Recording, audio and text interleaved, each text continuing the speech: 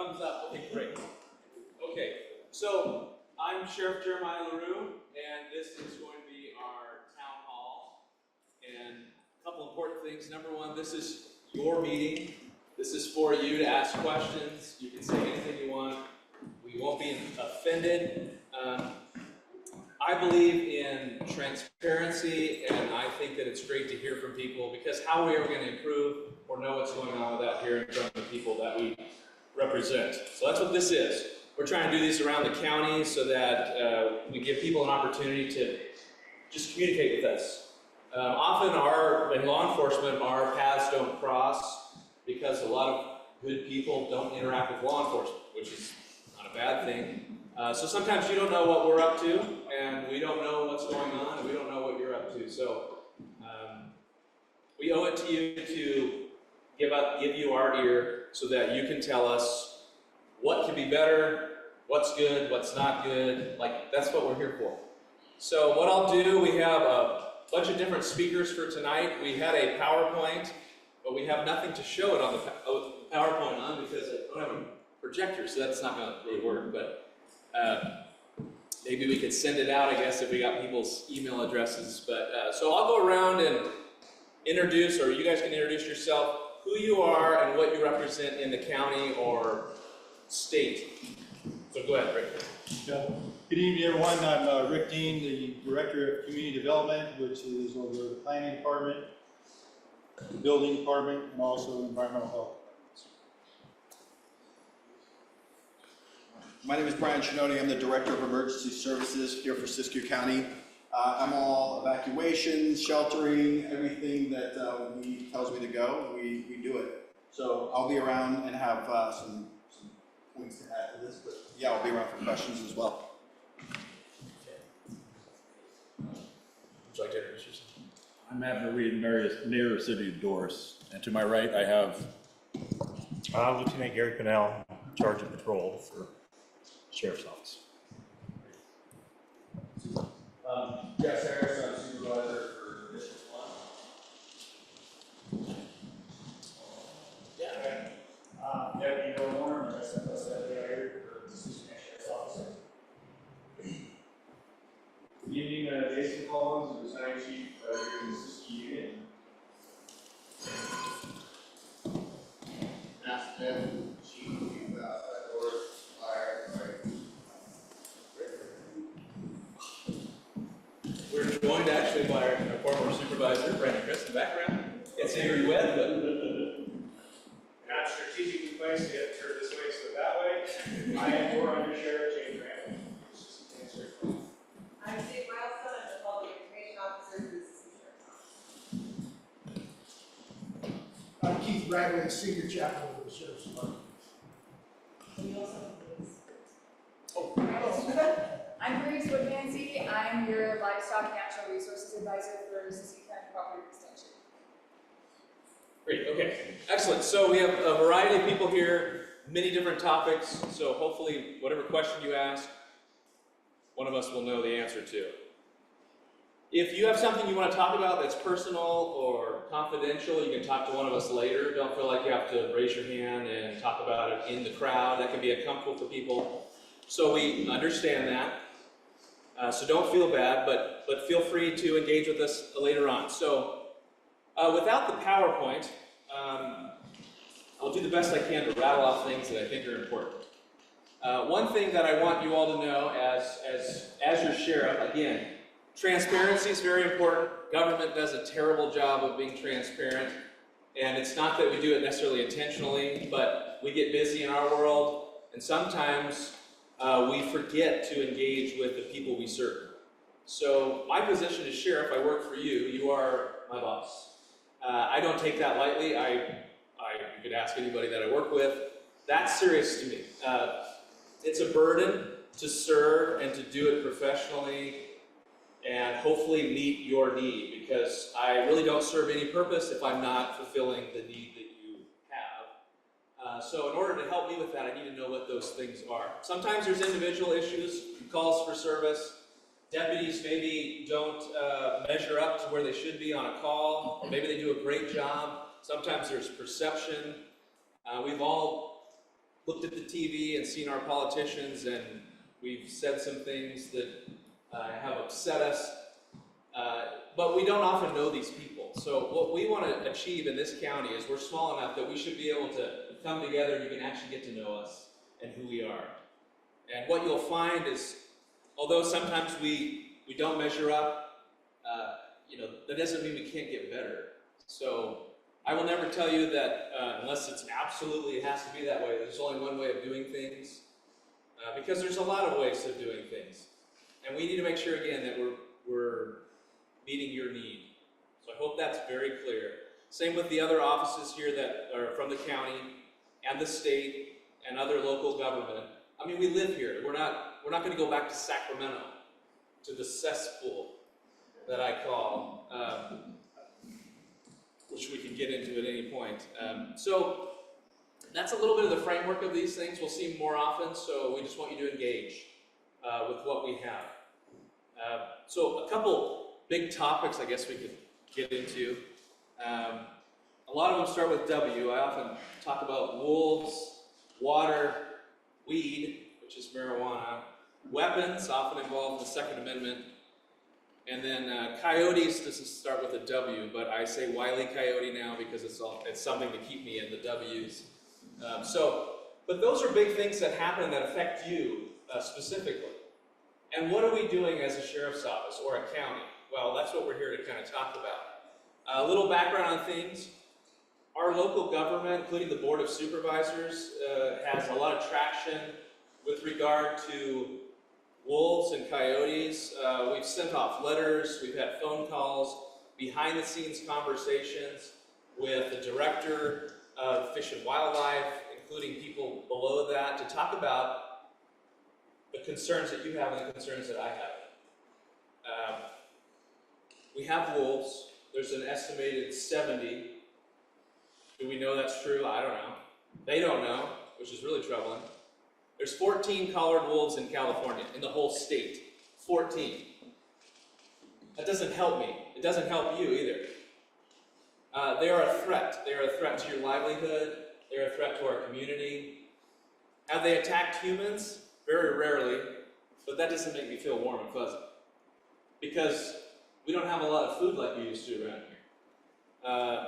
Deer, I don't even see deer anymore. Elk, very minimal. So what happens, the wolves have to eat. And what do they find to eat? They find cattle, they find livestock, they find your pets. And we've addressed that with the state, and they kind of don't get it, which is troubling. And we should demand more out of our leaders in those offices, in agencies in the state. I was perplexed during one meeting where they actually said that we have to get to a place, this is not me, this is the state of California, that we have to get to a place where the wolves, when they attack livestock, they are hit with rubber bullets, and once that happens, they will know that they should not be attacking livestock. Right. So that's what they think. That is, and I'm not. This is not making this up. This is exactly what they said. And as if they will leave there and go tell all of their wolf friends that do not want to do that because you're going to get hurt. It's laughable. It's embarrassing, in my opinion. It doesn't address the issue. There's different techniques of hazing. I'm not an expert on this. You probably looked at what to do about that. Make loud noises, put up flagging, electric fences. Are wolves smart? Is that going to work for very long, if ever? No, right? And here's the big problem that the state won't do. Is anybody here from the Department of Fish and Wildlife? Okay, so we have, just to differentiate them, we have good people that work for state agencies, and they are wonderful people. But the leadership does not engage. They are not here like we are, because they don't want confrontation. Not that I want confrontation, but you should be able to have confrontation if you need to. And so I'm disappointed in them from Sacramento that they are not meeting with you folks, and they are not being vocal about what's going on. They do things behind the scenes, in little meetings, and they come up with plans, and they hope that you never check an agenda. And then they pass things. Recently, you've probably seen that we put out a letter to the North State Sheriffs, quite a few of us, with regard to coyotes, because there's some talk in Sacramento for the Fish and Wildlife Commission of changing some regulations to essentially make it so you have to get a deprivation permit for coyotes. How does that help anything? That's going to make it hard for you. So we recognize that, sheriffs and some other people, and even some producers, and started sending messages to the state. And they sent a reply back recently when the news got a hold of it, and they basically said, well, that's not what we were going to meet about. That was, no, we were going to engage people and get your opinion about what we should do. And it's right, everybody's making the same face, like, we're not stupid. So that's what they do. They got caught. And I don't mind saying that for everyone listening that's live. They got caught, and so they backpedal. It's what the state does, unfortunately. And I say the state, I throw that out there. I think we can identify our favorites in the state. And this isn't a bash on any political party. We're just recognizing weakness and recognizing inefficiency where it is. And we need to do better local government-wise of ensuring that we communicate, because I don't want to be like the state, where I leave you guys behind. I get busy in my world, and then you don't know what's going on. So that covers, in a very short amount of time, some wolves and coyote issues. But hopefully the meeting that's coming up regarding to wolves is May 15th at 10 a.m. There's a Zoom link. Did I say coyotes or wolves? Might as well be the same thing, I guess, in my opinion. So it's a coyote meeting. So please jump on that if you can, because they want to engage with you. And let them have it if you have concerns, because that's what you should be able to do. That's your First Amendment right to voice your concern against government. This is a state Meeting? Yes. It's the Fish and Game Commission, I believe. And they have a meeting. It was kind of quiet until we started making kind of a deal about it. But it's at 10 a.m. on May 15th. There's a Zoom link. You can also go to Sacramento. I'll be going down there with many of our North State sheriffs that are impacted by this. We also have some people from Central Valley that are going to be there. Tulare County is one of them. Again, it's just to be there as a force, to be in the room, so that when they're spouting off whatever they're talking about, they can look and at least see us in the audience. And that should be a clue that nobody likes what they're doing. So it's a tricky place for us. Like I mentioned, the Board of Supervisors, where Jess went somewhere,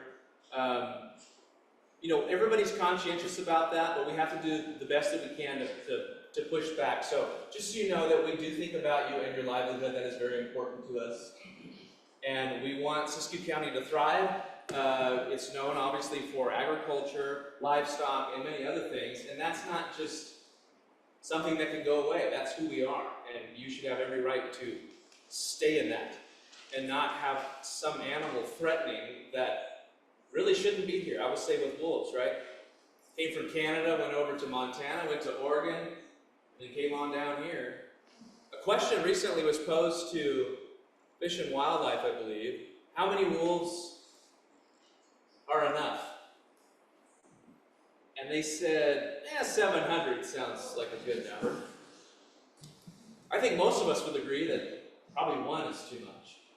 And that's not because we hate animals but here's the thing. So they were here, you can say, just say they were here 500 years ago, 1,000 years ago. That's not a good argument, because what's changed since then? Well, we have populated areas. We have livestock that's close. Like the world's changed. The animals are not here for a reason. This isn't an anti-endangered species or let's get rid of every animal and kill them all off, but the state does what the state does, and what that is they introduce something and then they try to figure out how to deal with it. And that's very common. They've done that with marijuana, where they said, Prop 64 in 2016, this will change everything. Think of the money that you'll make in the communities. And then once that happened and it blew up, then they started forming Department of Cannabis Control, And then they started hiring a few people, and then, oh, this is not so good, okay, let's not talk about it, and it's turned into an absolute disaster. Recently, there was a KRCR in Reading, they did a news story. They interviewed me about Department of Cannabis Control, and how have they helped? I told them that they're virtually non-existent in our community. To which they then went and spoke to the Department of Cannabis Control, who said they were puzzled by Sheriff LaRue's comments. And then they proceeded to give a listing of 3 different occasions that they have helped us. 3, since 2016. That's 4, 5, 6, that's a lot of years, okay? So we're almost approaching 10 years, right? And 3 instances. Now, let's break down those 3 instances, which I did. The first instance was that they recently had pulled a licensed permit from a business in Santa Cruz because we made a traffic stop up here and seized illegal marijuana that was licensed to a licensed facility. It wasn't licensed marijuana. So we let them know, and then they actually went and followed up and pulled that permit. And I said, that's actually their job. That's not really helping us. We're thankful that they did their job, but that's not like helping us. The second instance was in August of 2024. They said they came up and gave us training at the sheriff's office. Okay? So the training that they came up and gave was at my request so that we could learn their crazy system, so that we could better identify in the field in order to help them with their enforcement. They cited that, puzzled by my response. The third instance was July of 2023, they mentioned, which was when they came up and helped out our eradication efforts. They were here for 3 or 4 days. They went with our team. They helped serve search warrants. They stayed here in Butte Valley and in Shasta Vista. They said they served 24 search warrants, and they seized $65 million worth of illegal marijuana, which was the largest eradication that the state team has ever done. Okay, cool. But that's the largest thing they've done, which was a drop in the bucket. And they still have not superseded that with anything. So this isn't to necessarily bash all the state agencies, because that cannot be always productive.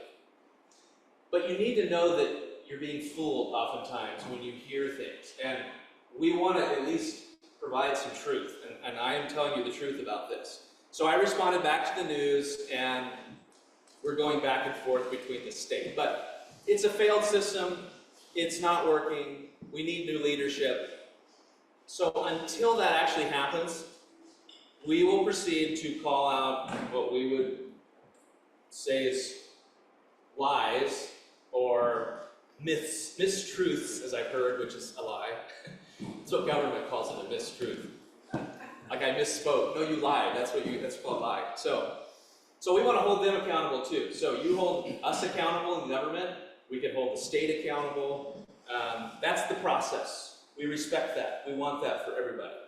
So that's kind of a high-level view. I will tell you this year, with regard to marijuana, it's a big problem.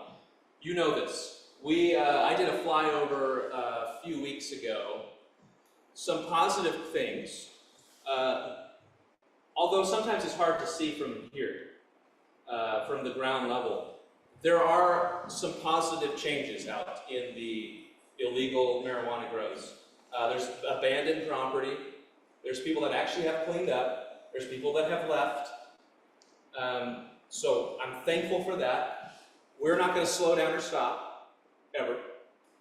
And what I can tell you though, even this short amount of time, our teams, code enforcement, sheriff's office, and our agency partners that come out and help us, we've already eradicated in this short little season here 90,000 plants, which is a lot of plants. So 90,000 plants. So back in the day, we used to tell you about all the money that is, and like, holy cow. So between 90 million and like $215 million of marijuana that we've destroyed. And people are like, wow, that's a lot of pot. Okay, it is, but how does that help you? All that really shows you is that it's a big problem. So, but here's the most troubling thing about marijuana, and I could probably talk about this for 10 years, but I want to get you some really important pieces of the illegal marijuana realm right now, what's going on. So we used to have the black market, and then we had the legal market, right? That thing that Governor Newsom and the legislature promised us would be a thriving economy in California. So what's happened is they've sort of merged. It's just a market, and it's a dirty market. I don't really call it a green market or a clean market, it's just a dirty market. And here's why. We used to eradicate, people that were taking money, selling it in the alleyways, all that kind of shady business. We now stop vehicles that have marijuana that is going to dispensaries in Oregon, California, and beyond. That should be troubling, right? Because, if you go to a dispensary and you go to buy marijuana, that could be from an illegal grow. Okay, so that could be bad. That doesn't sound good. So let me make it worse for you. What we're dealing with in Siskiyou County, and this happened a few years ago, is Chinese labeled pesticide. Have you heard about this? I'll tell you more about it. So we started encountering these bags of pesticide a couple of years ago. We were walking through the grow sites, looking at everything around. It's a complete mess. We started noticing these bags, and it was environmental health that actually looked at one of them and examined it, did some translation, and determined that it's actually a pesticide, but it's in Chinese, and most of us do not speak Chinese, so we didn't pay much attention to it. So what stemmed from that is we worked with Cal EPA, who's been great partners with us. We worked with the Civil Support Team, which is part of the National Guard, and the Department of Toxic Substances also assist us. So what they did is that they took those bags of whatever, unknown stuff, went back, analyzed it, and it came back with this whole list of nasty, toxic pesticide. Not stuff you buy at Walmart. Stuff that is forbidden in the United States. As an example, so we ran that battery of tests, and they had to use special equipment that they use with weapons of mass destruction in order to determine what it was. So they found 25 compounds in this sawdust material that they fumigate. We'll talk a little bit about that.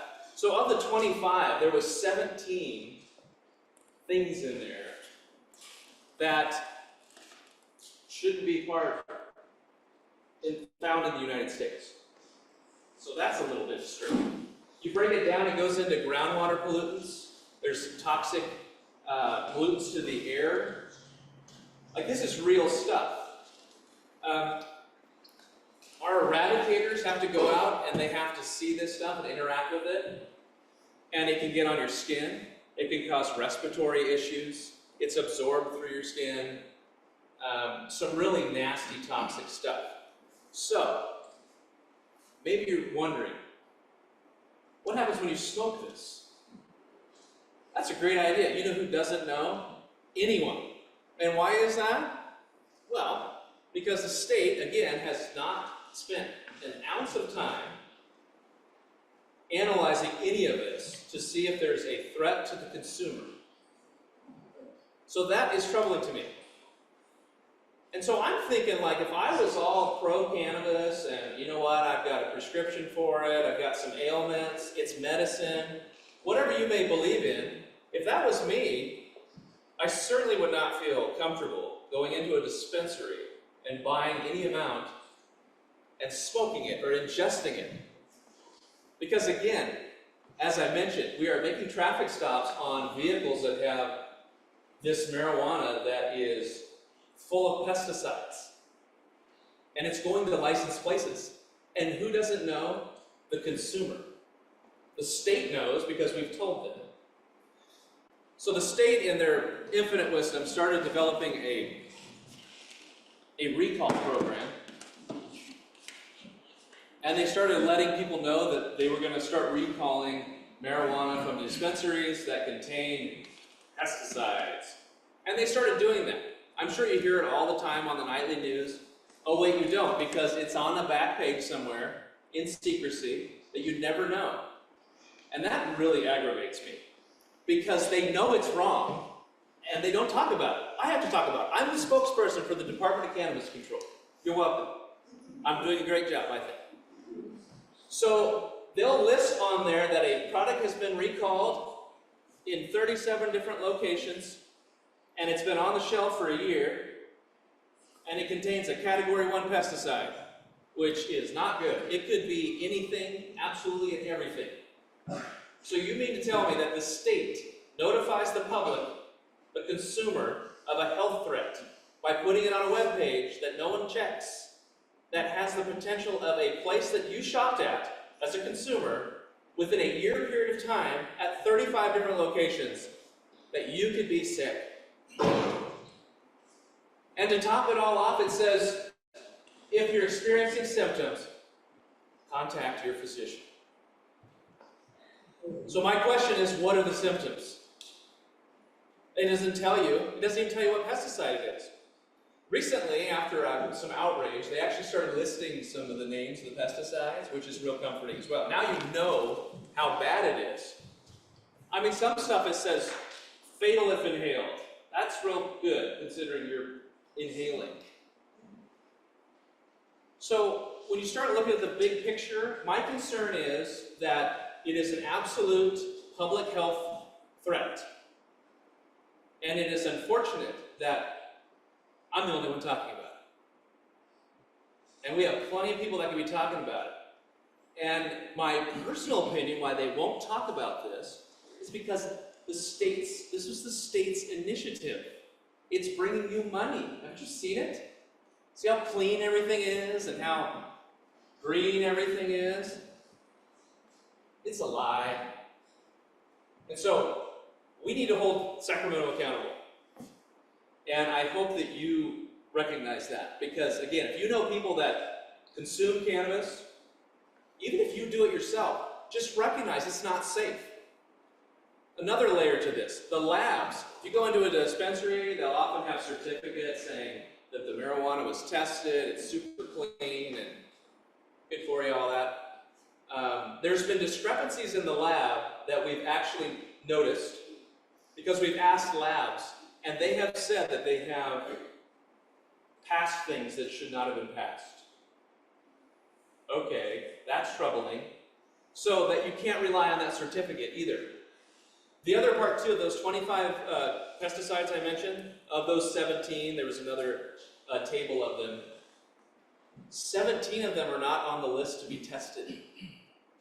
So the state is not looking to test those. So they bypass all of the protective measures. And we've told the state that over a year ago, and they still have yet to test for the other pesticides. So I'll get off on my rant about that, but I think it's really troubling. And again, if you have loved ones or people that consume that, I would not feel comfortable knowing that they're getting that. And I'm hopeful that this will turn into a bigger conversation about that. But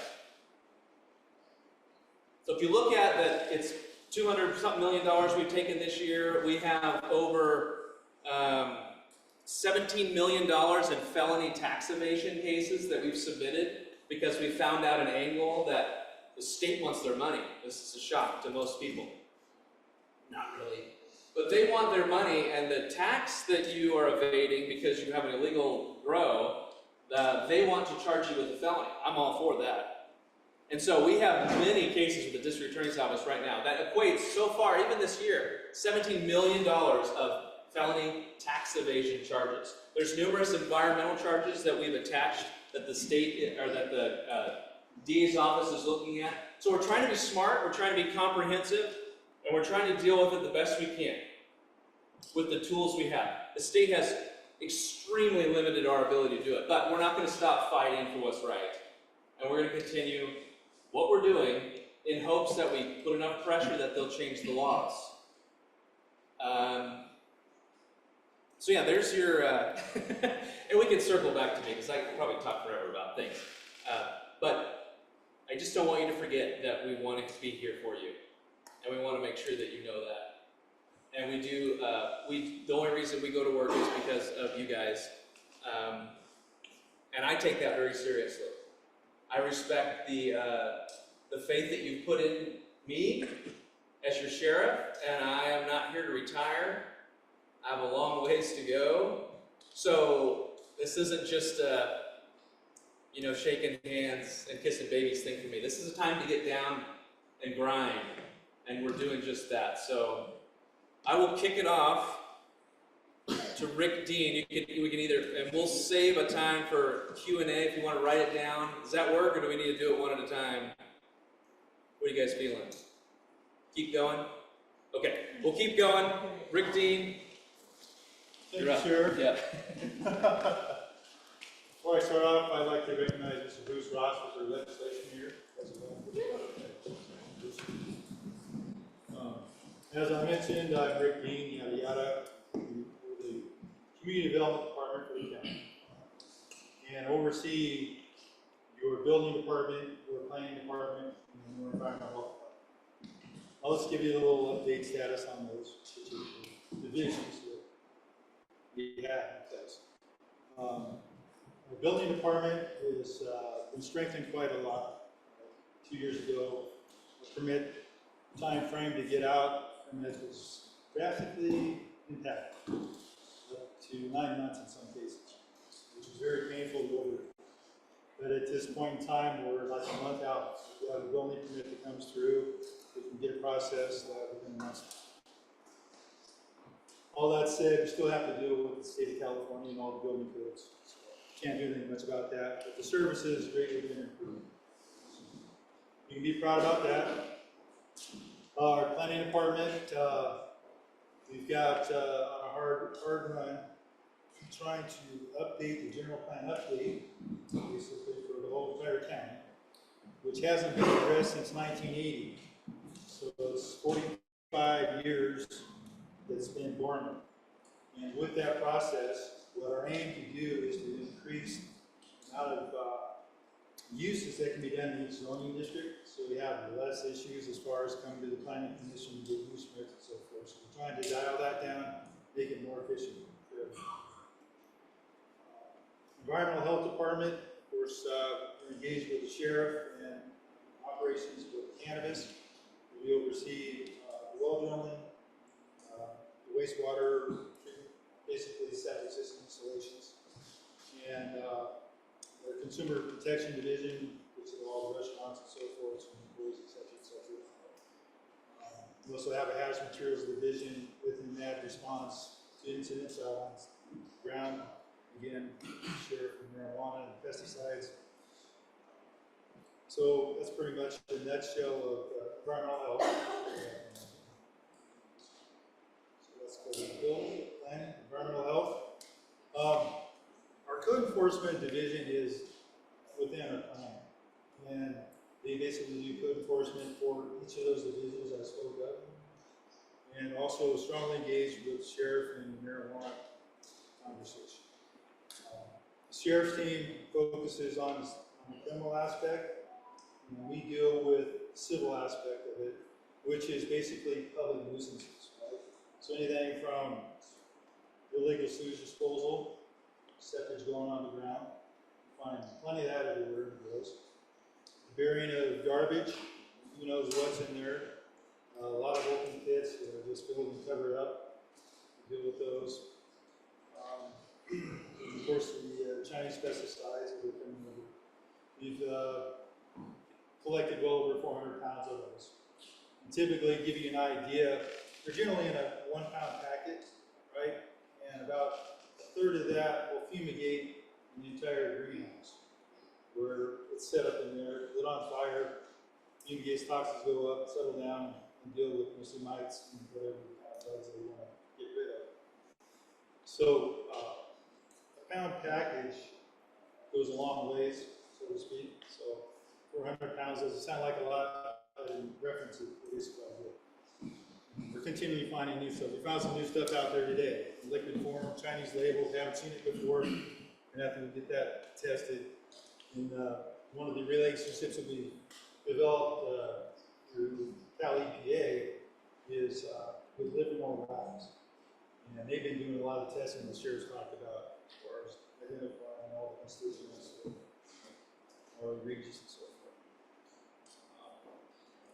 Just to wrap it up, it's a huge issue, it's difficult to deal with, primarily misdemeanors, so we go out there, we cite them, tear down their plants. We're arresting folks now, they spend a short amount of time in jail, they're documented, so they're not citizens and they're taken care of. But with our small team, Sheriff has a team of 2 guys basically that organize everything for the search warrants and so forth. We have a couple code enforcement folks that go out there with them and environmental health to try to deal with this. Give you an idea of scope of over the years, we've nearly cited over $15 million worth of citations on illegal cannabis. Collection of those dollars is a different story. But we have collected a fair amount, and with those dollars, now we're in a position where we can start doing abatement and cleanup of other properties, not associated with cannabis, where folks have started a junkyard, so forth, trailer park, you know what I'm talking about. So we have 5 properties in the works right now to be cleaned up, and hope to do more. So just leave it at that for right now with our department. Be available for questions. Thank you. All right, Dan, my name is Brian Shinoda, I'm the Director of Emergency Services. I had the luxury of writing some stuff down while they spoke, so since it's fine, but that's okay. I'm going to add another W to Sheriff's. How many W's do you have? 5? Wildfire. So, yeah, wildfire. So we're going to talk a little bit about that. So my job is daily, I update all the plans for the county, and I make sure that our hazard mitigation plan and our safety elements are all up to speed. And then I work a lot with the good state agencies, which is Cal OES, and I help them, and we are that tie between the state and then also the federal side of things. So one of the things that we really get after is during fires or during really any emergency is the warnings and alerts. So looking at, for us, really important to you is to, you hear me say this a lot, but protect, like know your zone. So there's going to be a rollout here in the next few weeks. What we've done is we typed everything up. So prior to this, we never really had the ability to overlay structures into our zones. So when we've seen our zones, some of them were as big as like some of our southern counties. So what we have done is we were able to layer those structures in, and then we're going to cut those up so they're a little tighter and make it a little easier for recognizable zone placement. So instead of having SIS 1312, we're going to have, if it's in South County, it's going to be Greenview or Hornbeck. So anything that's unincorporated is going to have its own little zone designation. So you'll see that coming here in the next few weeks. One thing to really think about is be prepared and pack your go bags.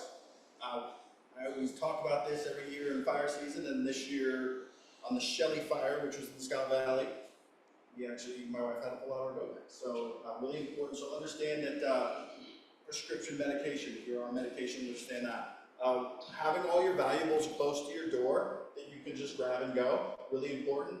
And then everyone forgets about that, but if you have pets and love pets, having that stuff available. I know that my wife loves my dogs more than me, so she's going to take the dogs, and then I'm going to be there to fend for myself. So really important to have that stuff. What else do we have? Alerts and warnings. So when we see that, readysyscu.gov is how to sign up for that. I have some paperwork. I have these little things to hand out today too. But readysyscualerts.gov is how you sign up for Smart 911. That's what's going to send out the alerts to you. We run 2, so we run ReadySyscu Alerts, and then we also run iPods. For our everyday warning, we're going to send out a ReadySyscu Alert, and it's going to go to your phone, and you can target that and be a little easier with that. So if there's an alert that needs to pop, it's a warning, it's going to be in yellow, we're going to send that out. That's time to start getting ready. If you're taking a little bit more time or you have livestock and animals, that's a good time to start evacuating. And then if it upgrades to an order, which is red, an alert is going to be sent out, but it's also going to be sent out an iPod, which is Integrated Public Alert Warning. And it's whether you want it or not, you're getting it. And we don't use it a lot, but we only use it in our orders. because it bleeds. So like if we were to send it to Dorris, it's gonna go up into Klamath Falls, it's gonna go everywhere. So it's a 3-mile bleed over our boundaries. And as they saw, you can track the wildfires in Southern California, they didn't know how to use it. So they were punching it, and they just kept using it, and they weren't putting expirations on it. So like in 24, 48 hours, 72 hours, it just kept pushing. And then it started going to anything that was a cell tower or a radio tower and just kept pushing. We ended up helping out a little bit on that. We're well versed in it, so we were able to help Southern California a little bit. But that's one of the things to really be aware of. If you work out of cell range, one of the things that we recommend is to have like a weather radio, like a NOAA weather radio or a NOAA capable walkie-talkie. And one of the ones that really works, I don't get paid for that, but it's called walkie-talkie. They are weather capable and they'll receive alerts and warnings out in a no cell zone. So very important to have that. Also, really important is we're working on the drought resiliency plan with the state, and that's we've had a few public meetings. Thank you for those that have attended. We're working on trying to really develop how and what we do during a drought, and we're well known for that. And for us, one of the things that as the state was pushing at, I guess we can add another W, right? We can add water. But really making sure that ag is an important piece of that drought resiliency plan. So that's been our key factors, adding that in and really making sure that that has a voice, that we as Siskiyou County have a voice during a drought. Lastly, FEMA. They are, if you don't watch the news, you may have seen a little bit about FEMA. FEMA has been drastically reduced. Some of our funding has been rearranged. Yeah, I'll say that, but I think that's a good thing because there are definitely some fraud, waste, and abuse on that agency. That agency, for all intent and purposes, is actually a fantastic agency if it's run correctly. So there's some money being moved around. The state is basically holding anything that we had funded out, but we use a lot of money for both of these folks for hazard mitigation. We use them a lot for grant funding for disaster preparedness, and then any Homeland Security grant funding. So that's all been, well, it's been extended, but we don't know what it looks like in the future. So we will keep everybody updated on that and what that looks like as a whole, but pending any questions, I will be around afterwards. And thank you for your attention. Oh yeah, and who am I? I'm Grace. Yes, I knew I did one more piece. So Grace.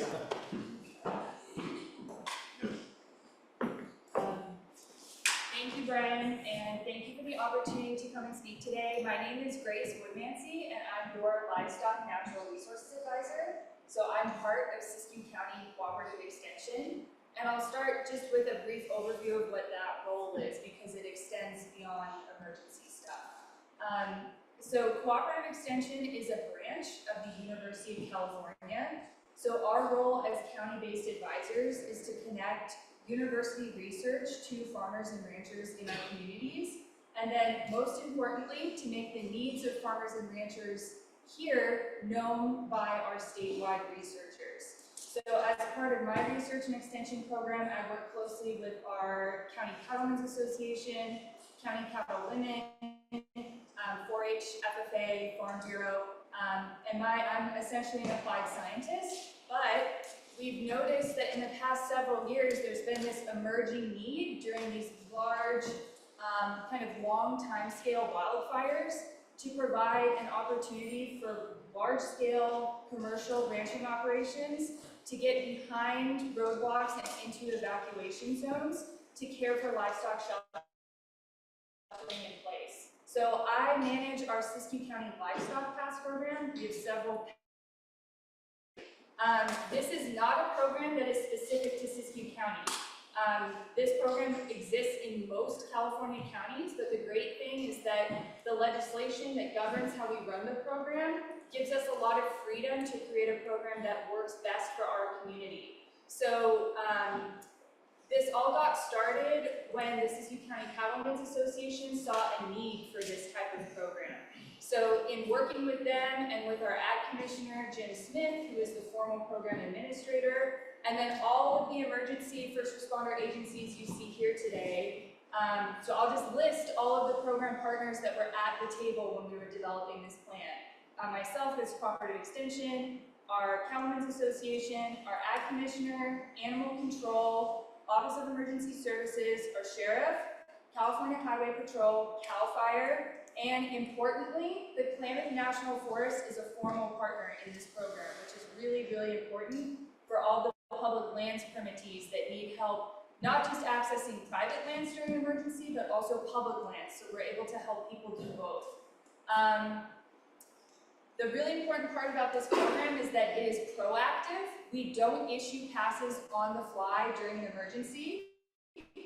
So we're required to hold a 4-hour-long training. We always do that in the spring to enroll new ranchers in the program. Unfortunately, we're already through that training for 2025, and passes are being issued shortly. But if you are interested in enrolling for 2026, please sign up for my newsletter. I've got the information up here, and I'd be happy to add you to the list.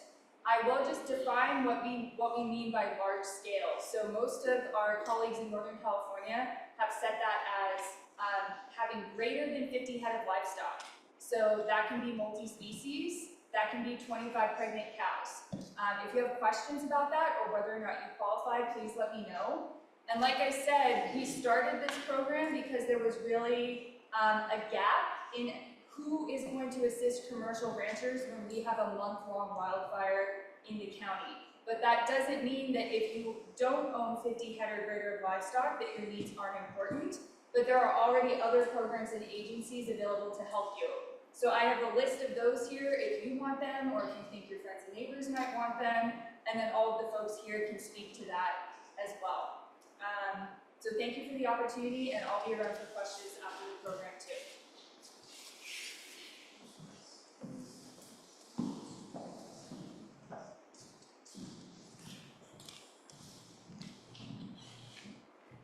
Good evening, my name is Jason Collins, and I'm a battalion chief for the local Siskiyou unit for CAL FIRE.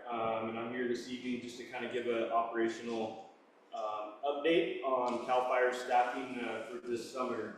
So we brought our staff on fairly early this year, and that's probably most likely going to be the new norm from now on, which is a great thing. We are currently already at peak staffing, which is 13 engines throughout our unit. 2 fully staffed dozers, with a third if the need arises. We have 3 crews, 2 crews out of the Deadwood camp, the incarcerated camp, and then one of our firefighter hand crews, which is based out of Wairika. And then 1 exclusive use helicopter that will be based out of the airport in Montague, that CAL FIRE contracts with, which will come on July 1st. It is a Type 1 helicopter Blackhawk with a bucket, so if you see that out there, that is exclusive use CAL FIRE contracted helicopter. So that's our staffing level that we're currently at. You will see that all summer long and throughout, probably most likely in December. So a couple other things. Just to go over some of the defensible space stuff, and I think Brian said he might have some pamphlets for afterwards, but just knowing that defensible space, we want you guys to help us to help you in that defensible space, in that 100 feet of clearance around each structure, and then those 3 zones, the zone 0 out to 5 feet, 30 feet in that zone 1, and then all the way out to 100 in that last one. So help us help you in case there is a wildfire, so we can protect your structure and your home. Lastly, as of May 1st, burn permits are required.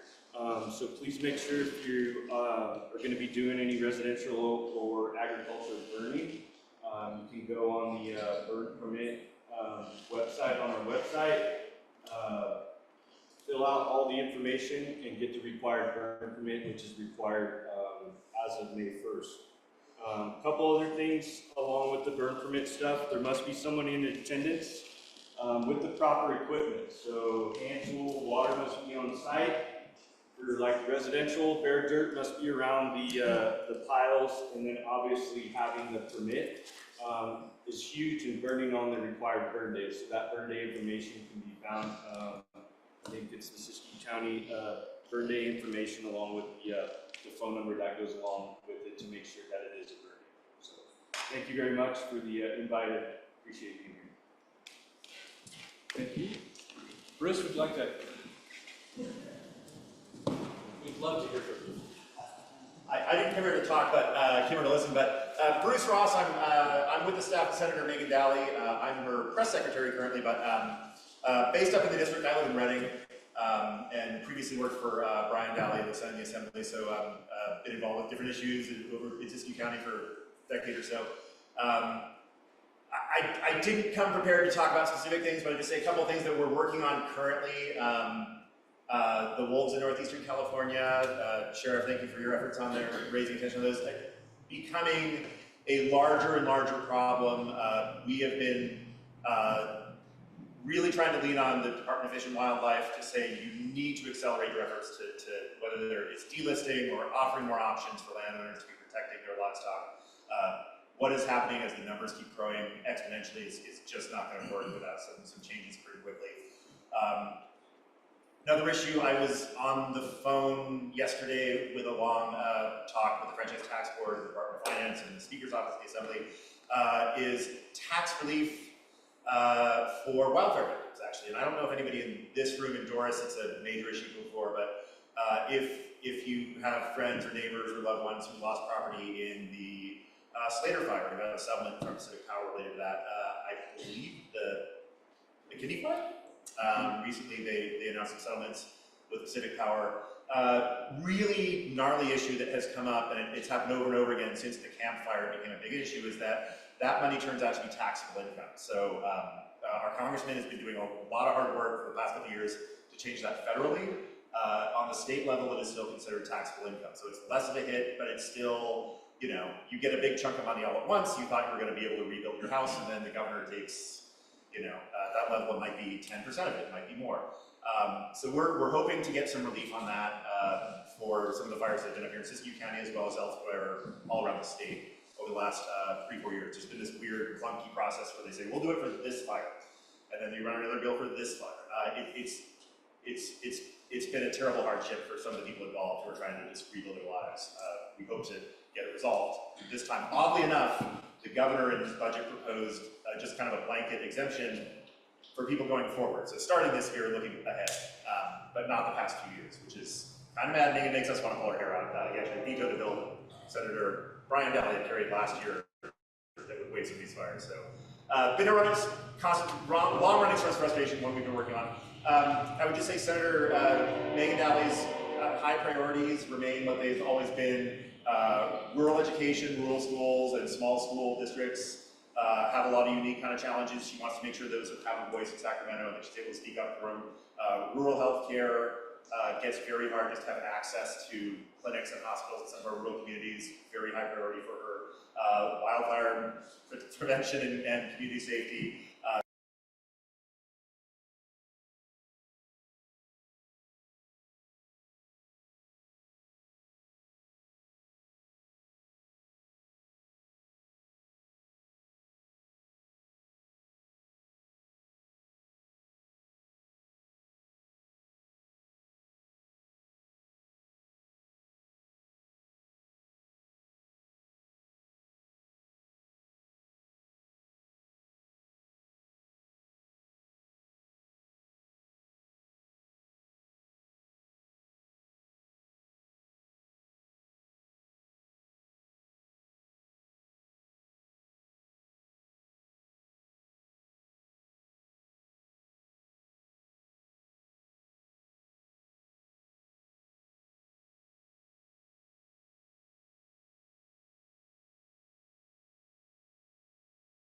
A little bit and tell us why it's important and why you're so wonderful at it.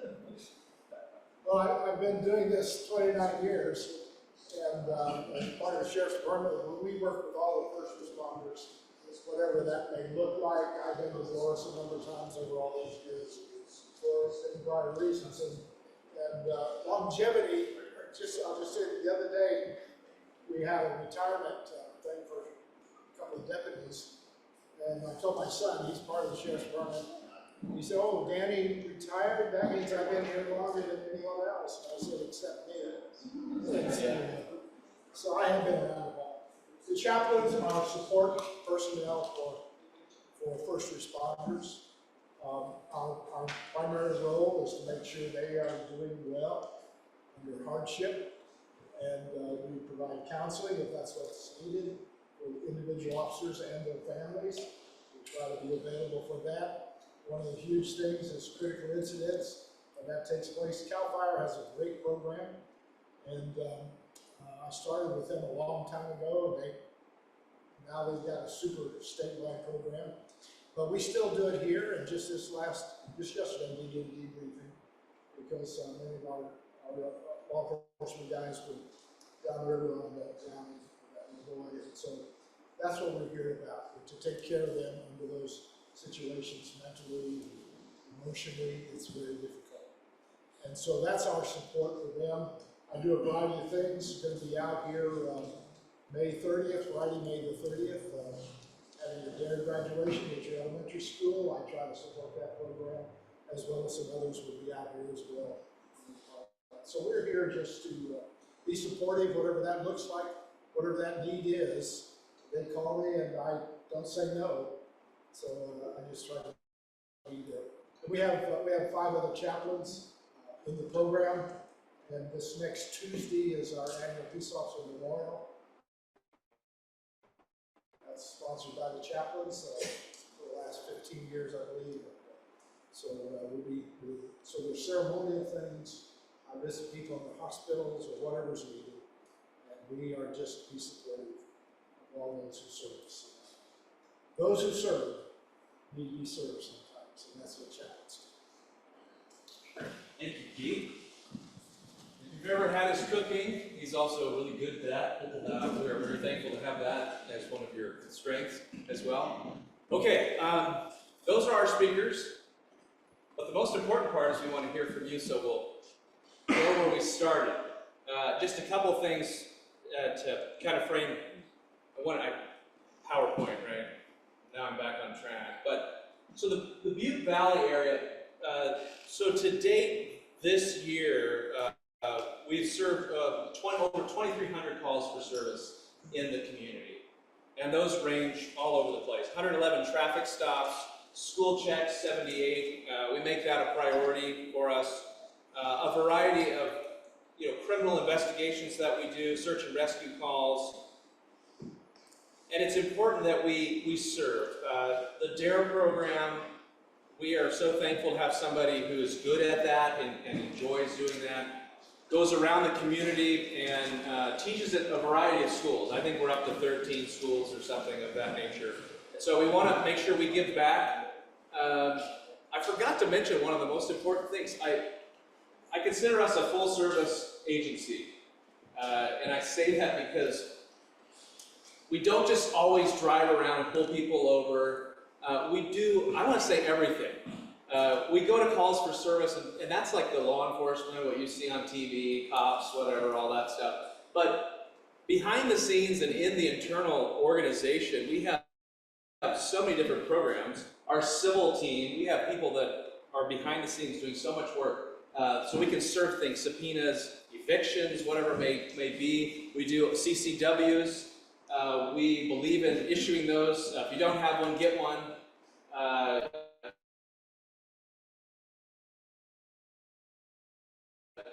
Come see me. We'll give you smart and loaded, because I think that helps us out, and I totally believe that. So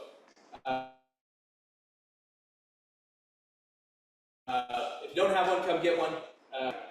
You never see the story about the CCW holder who has done something terrible. The state says otherwise, and I could again bash the state only because been in a meeting where they literally have told me that they are concerned that people will obtain CCWs in order to commit violent crimes against people. And we did the same thing. We laughed because it's stupid. You guys are among the most safe people that we know. And if anything, you rescue people and save the day if you look at the newspapers and things like that. So we have, just real quick, a cold case website now. And so one of my goals is to make sure that the best that I can and our efforts that we close those cases that are cold. Because every year they become more cold, right? Colder and colder. But DNA's come a long way, and we have taken things that have been 20 years old and resubmitted it to a lab, and they've ran DNA, and it's actually come back to something viable that we've used to lead to prosecution. And we want to do more of that. So we're dedicating a website, which we have, so you can go online and look at people that are missing in the county, unsolved cases. And the hope is that it might just spark something in you or somebody else that has something to share, that they maybe forgot about or they've learned. But there's an anonymous way to report that. So if you know about that, please go and check that out, because we want to partner with you, because you know a lot more than we do oftentimes. And you hear things that we don't hear.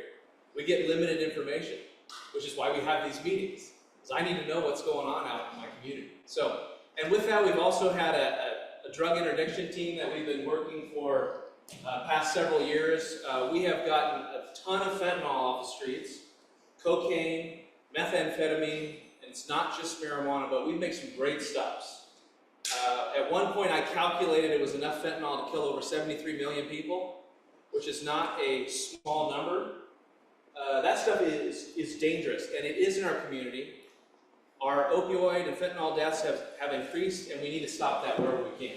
So we have deputies that have specialized in that. They've gone to school, they're trained to make those stops and to investigate, because we need to get the drugs off the street. So we're committed to doing that as well, and that's just a couple more things, as I keep saying that, but this is my job, this is not all day, sorry. So with that, we're going to open it up, because we want to hear from you. Now again, two things. If you have something private or confidential you don't want to talk about, come see us after the fact, because we don't want you to feel uncomfortable. This is supposed to be for you in a comfortable way. But does anybody have a question for any one of our presenters? And if we don't know, we're going to find out and get back to you. But we hope that we do. Yeah, you were first. Go ahead, sir. So, what percentage of the greenhouses that you got do you serve search warrants on? It's a good question. So the question is, how many search warrants in Butte Valley do we serve on greenhouses and the like?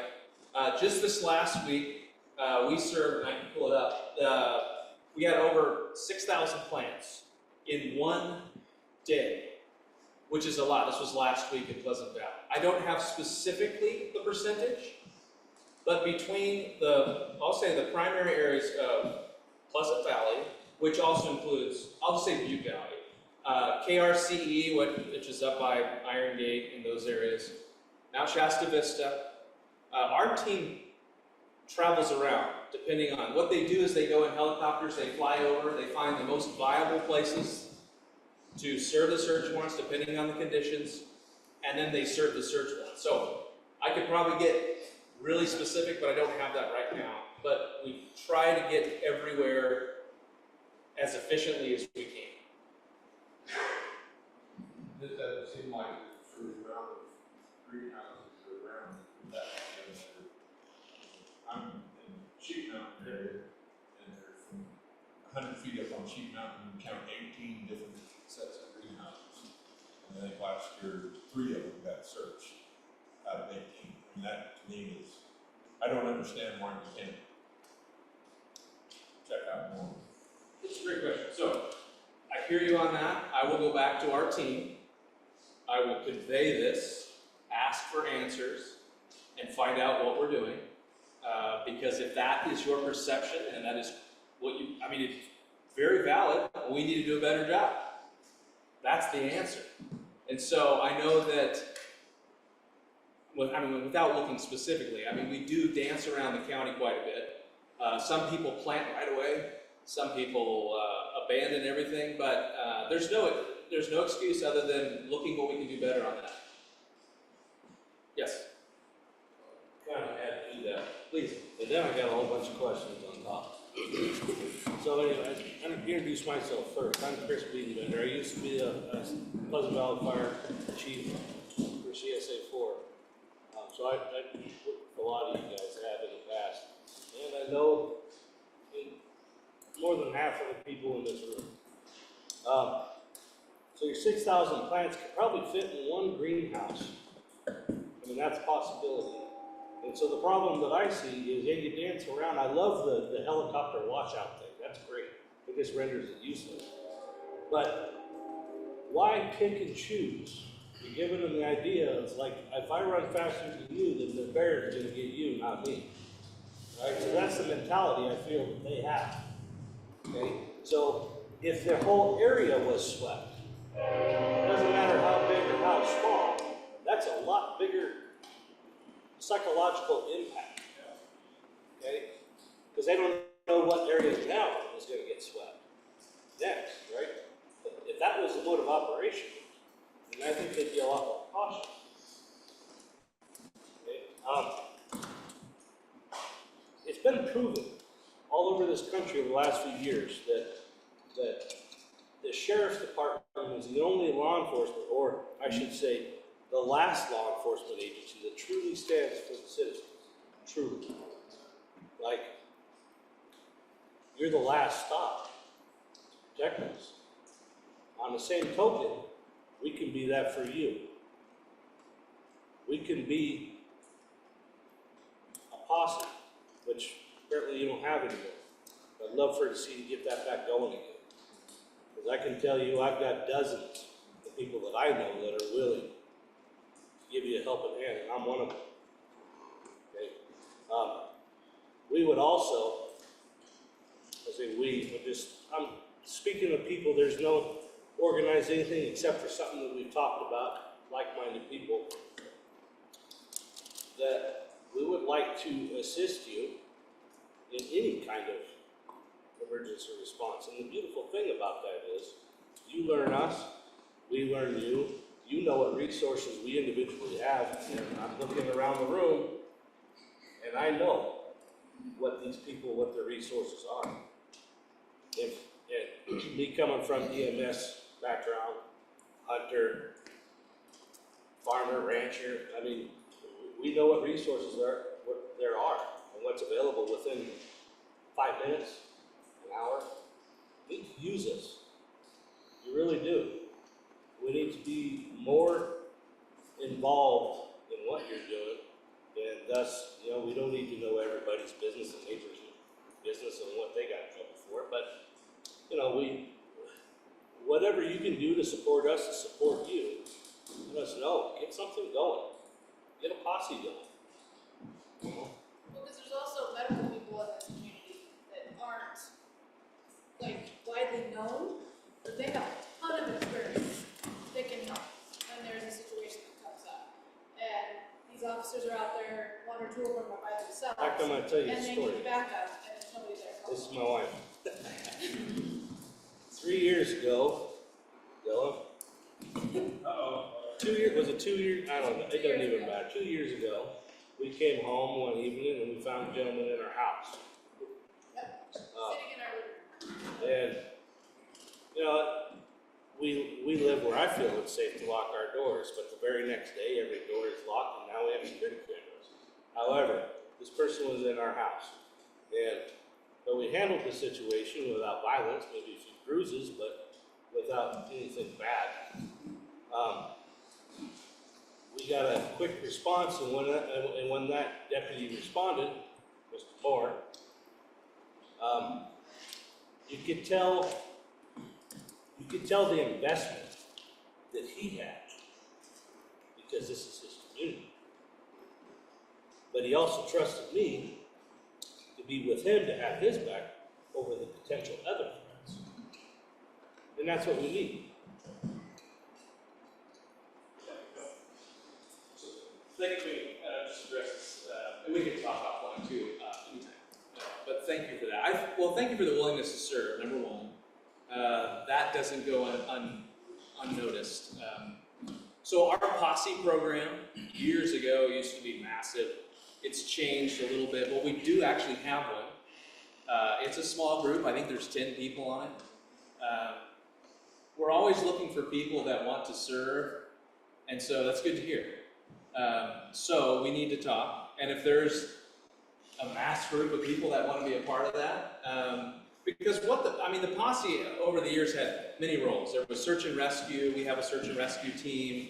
Standards came in, there had to be this, higher degree of training, but they're always there to support.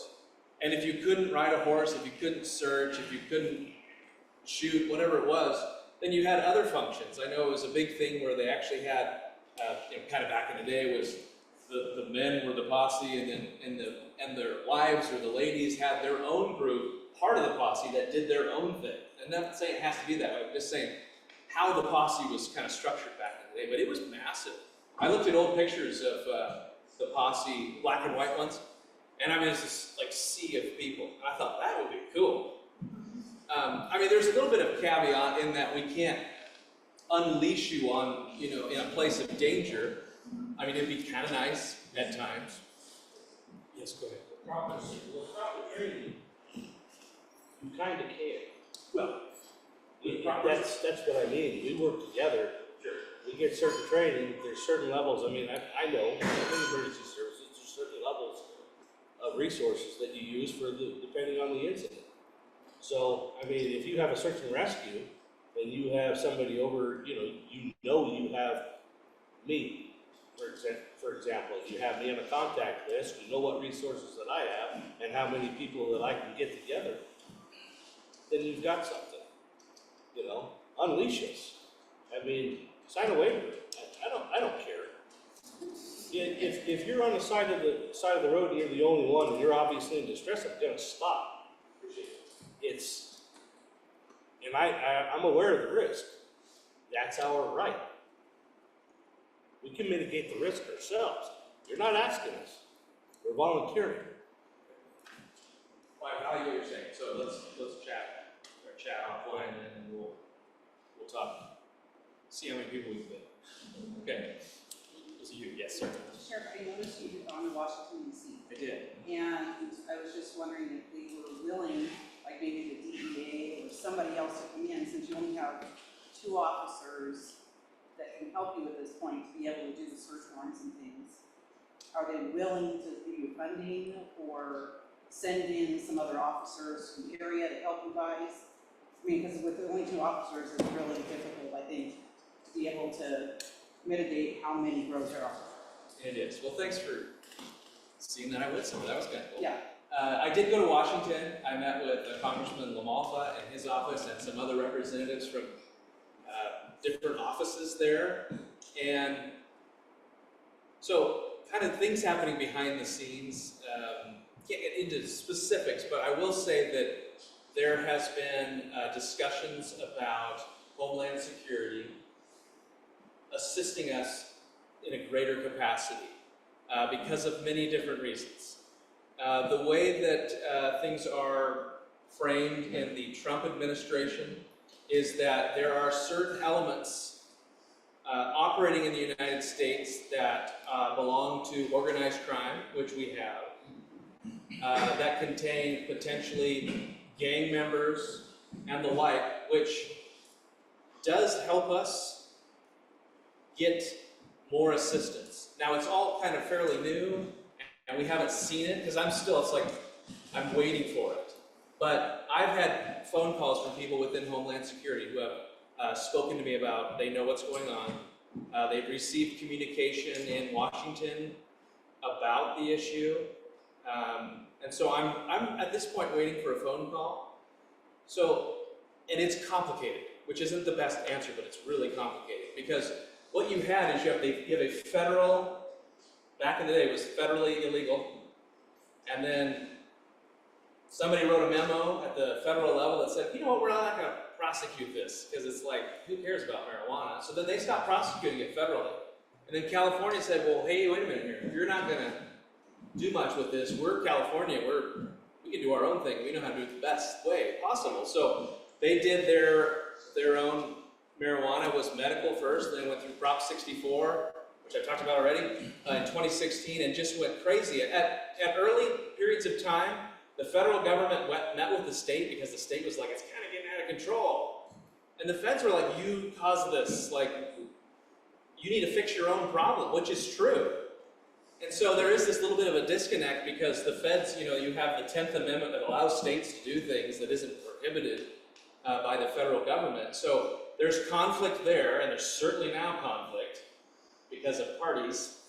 But the good news is we have voice, we have an ear in Washington, and again, our representatives, even in California, but also federally, Congressman LaMalfa, he's aware.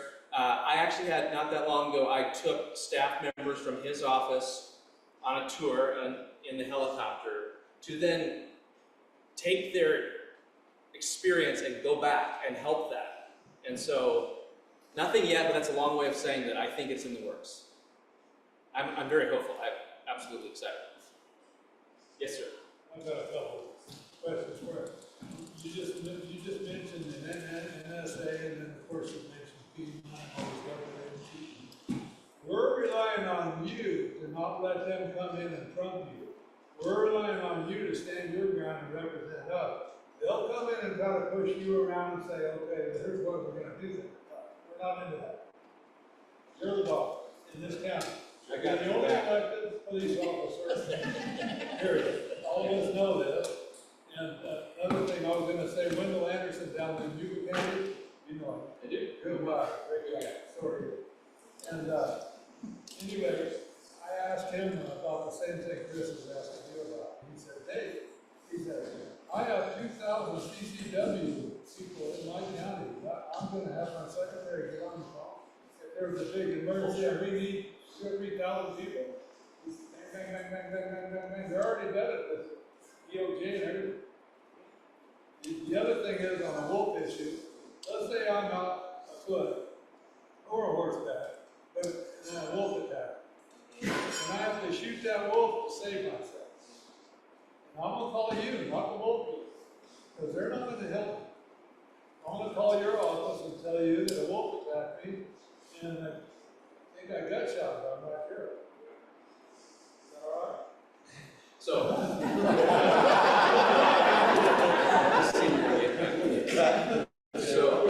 I want a hotline on this now. yeah. No, I mean, honestly, I have to caveat this a little bit. I can't tell you to kill an endangered species. Oh, no. But what I will tell you is I in no way will be investigating a wolf death, ever. Because I don't want to, and it's not my job. And if you are getting threatened, or if your livestock is threatened, this brings up the biggest problem in this, is nothing really states what you can do. Now, I've been told by people in Fish and Wildlife that if you are being threatened, or if you are attacked, that you can protect yourself. I said, well, wouldn't it be nice if you put that into law so that people didn't think otherwise? Well, we're not really going to investigate that, so I don't trust that, because the moment it happens, you're going to have everybody descending on it. So what I would say to that is, again, I'm not investigating that. I will do whatever I can to protect you, because I will agree with you that your assessment was a safety issue. But I'm asking you to do it, because you represent, you're the only law in Siskiyou County that's allowed. I want you to send some investigator out and take tracks, take a deal and this and that, and then we put it in your office for my sake, in case those people do come. If you call me, I will. Yeah. Maybe not personally. If you want me to be there, I will. You will. So, but two things on that too. And wolf reporting, thank you for bringing that up. Please report these things. I don't know if you guys have personal experiences. What we're seeing though in some other counties is like Sierra County. They're tiny, like 3,500 people. They have like a wolf attack every day. And their people are calling in and reporting that. I'm not hearing about this. I need to hear about this. So I'm just telling you, if you are getting those, please call the sheriff's office. We're trying to figure out website where we can capture this stuff, because I was talking about this with the assembly member and the senator yesterday. We're trying to figure out how we can integrate that, because some people don't want to call because they don't want the state like getting alerted to this. But I'm not going to share with the state. I just need to know because I'm worried that I'm missing something. And if it's a threat to livelihood or property or yourself or whatever, I need to know so I can protect you. So let me know. Yeah, nobody's keeping track of anybody else. You know, we're just like we just said, like there's at least a pack of 13 or more out there in the Red Rock area or towards 10. You know, I don't know, Levi here tonight, he's seen them himself, but I mean, he counted.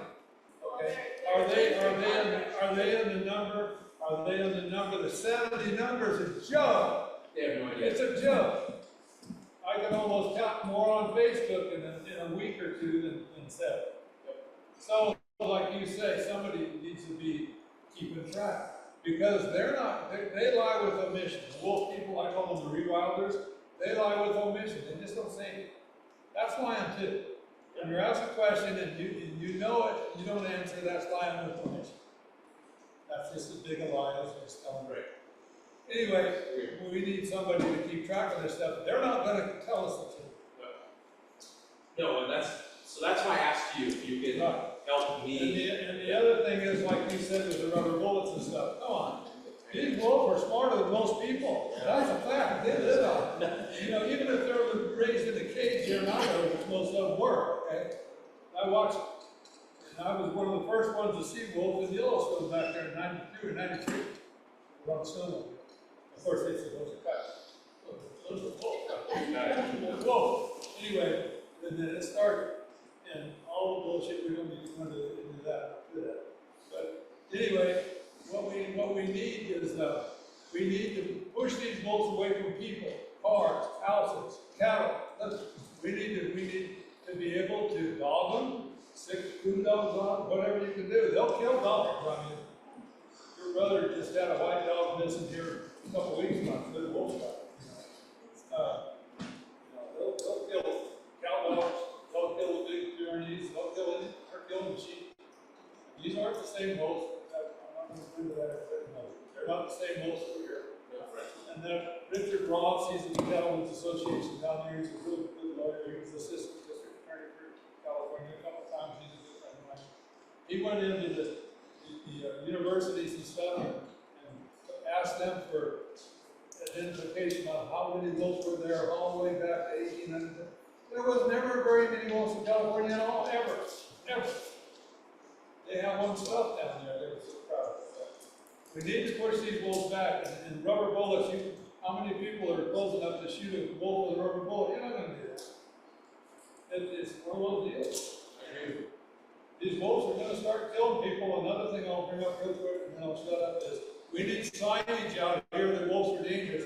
This crew in this room right here know very well wolves can hurt you. But the general public in Siskiyou County, Modoc County, Sierra, they don't know that they're going to go camping this summer. They're going to go on camping. And the kids go down in the creek and throw rocks and stuff, and here they get a wolf attack. How about some signage? Great idea. Some signage or something. I mean, put something up somewhere. It's on the internet. Campgrounds or Forest Service or somebody. Dave, I heard you in Yosemite, they had lots of Bigfoot.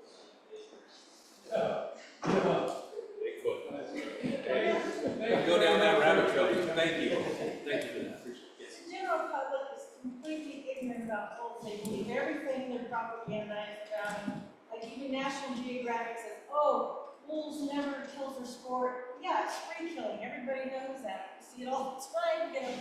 They don't think they're going to get hurt, and they're ready to go hang out at Juanita Lake now. And what was a wolf den up there? Active again right now. And the public needs to know the truth of that wolf. That one little boy drowning up there is terrible. With a family or two or something, this wolf thing, I mean, it's got real bad the last couple of years. These wolves are exploding, which the wolves do. They're canine. If I don't watch my cattle, they do. You know, I mean, they're canine. That pretty bad story. We're in trouble.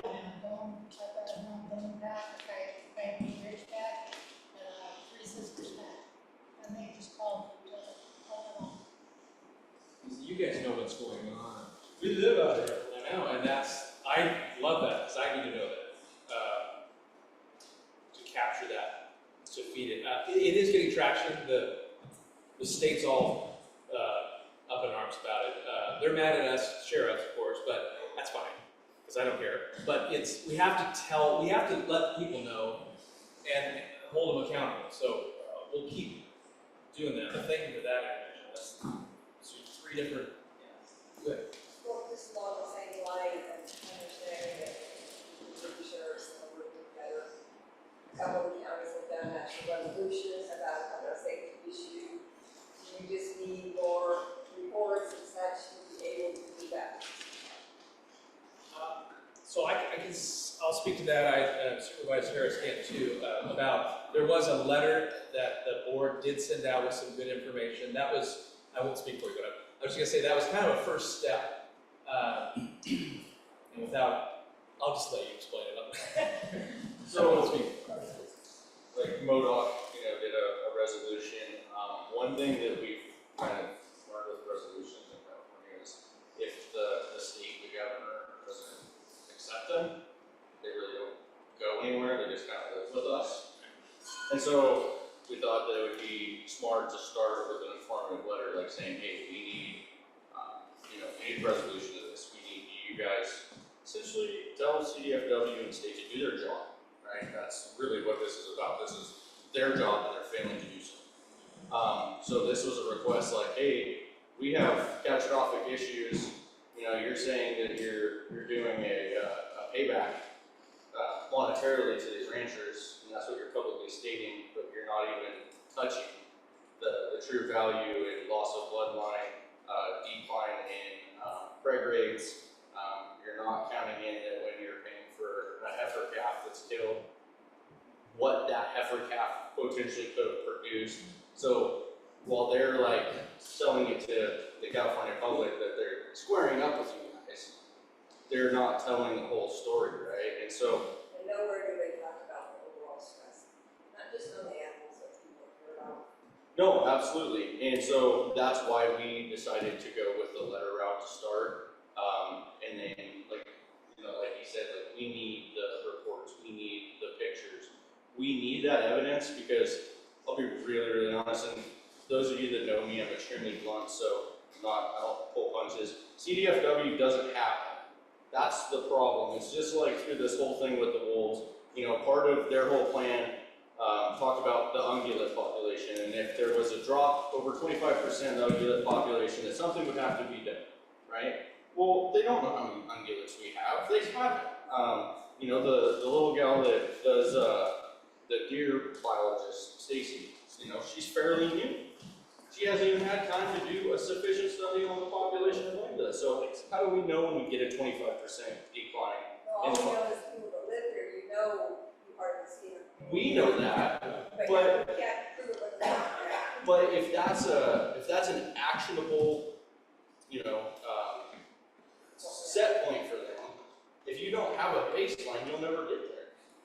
And so that's the whole thing with the wolves. I keep hearing split packs, but it's still really hard for me to believe that we're talking split packs when you have Martins losing cows over on my side of the hill in Shasta, and then you guys losing them over here in the same exact night. Like, I know they travel a lot, but that's not feasible.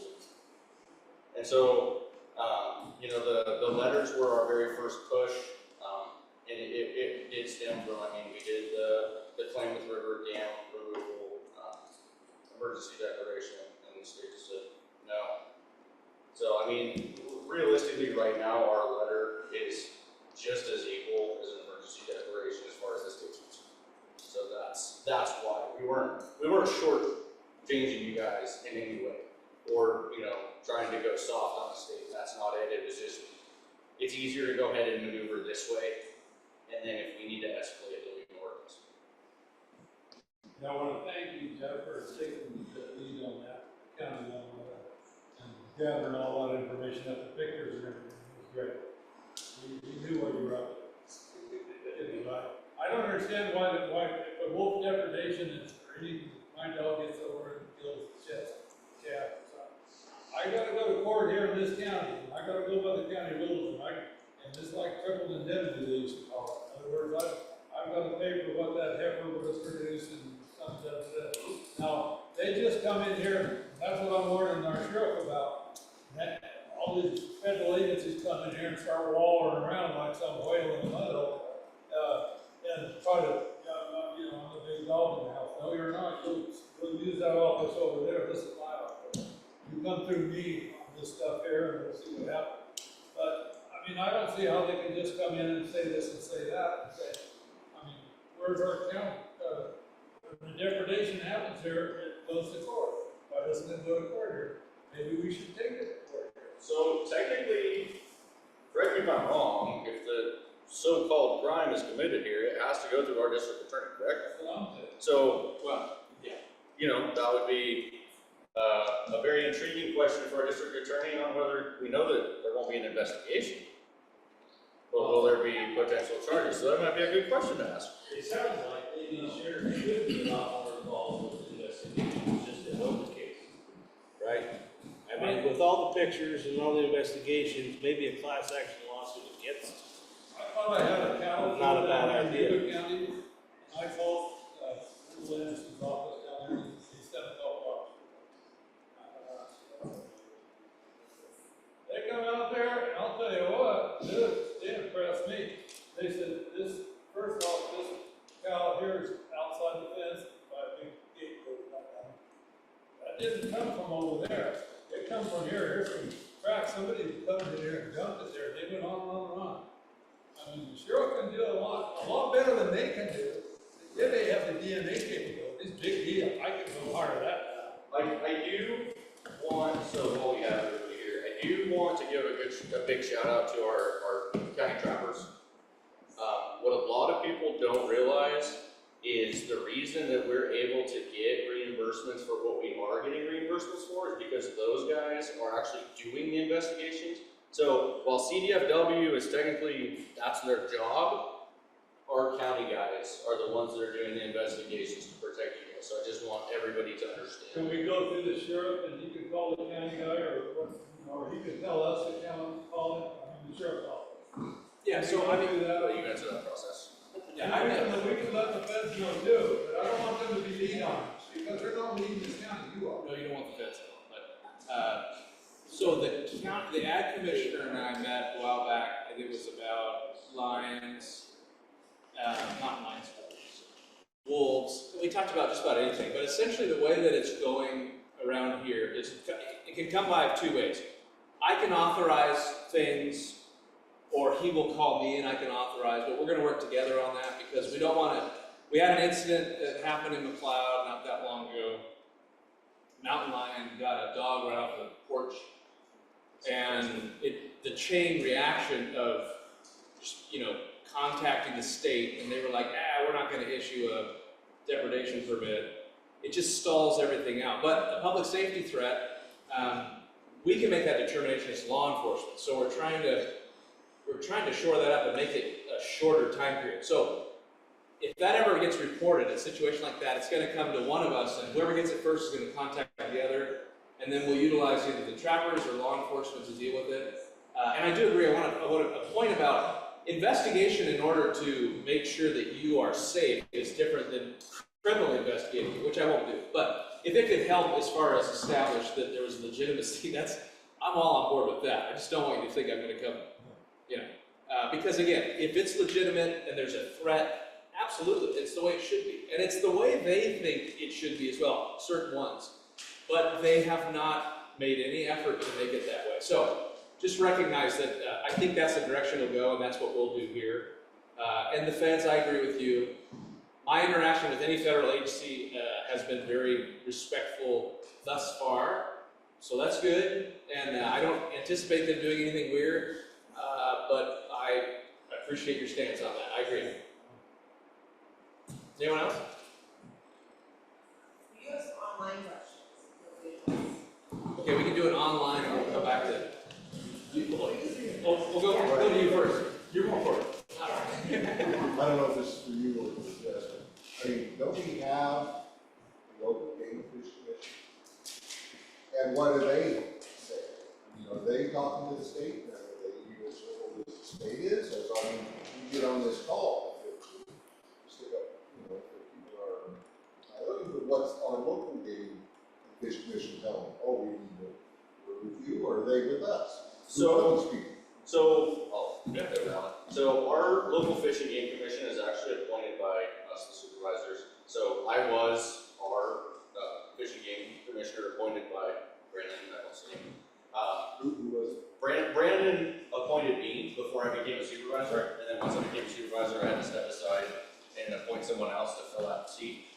So we fill those seats, so you can kind of guess where they stand. But what that position does is they're technically the liaison between us and Fish and Wildlife.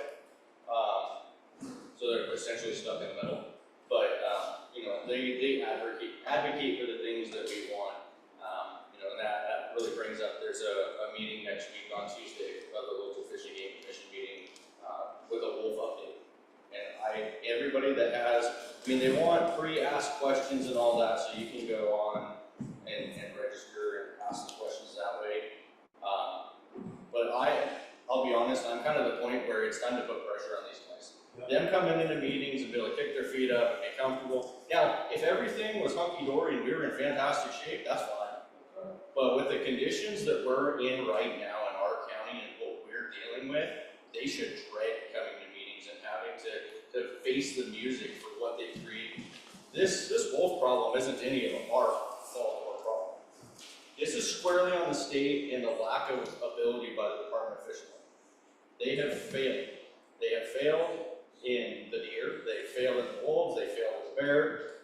That department is a failure, and it gets thrust on us. As soon as they change their name from Fish and Game to Fish and Wildlife, it changed that day. That's when it changed. It's bad. And you think back, everybody here, you think back, and that's exactly when it. Well, so in short, to answer your question, they're on our side. There are liaisons that, you know, are the intermediaries between us and Fish and Wildlife. So, you know, this wolf meeting is important. You guys saw, well, anybody that saw what happened in Modoc with their wolf meeting, I mean, the wolf file just was gone, what, days after that meeting?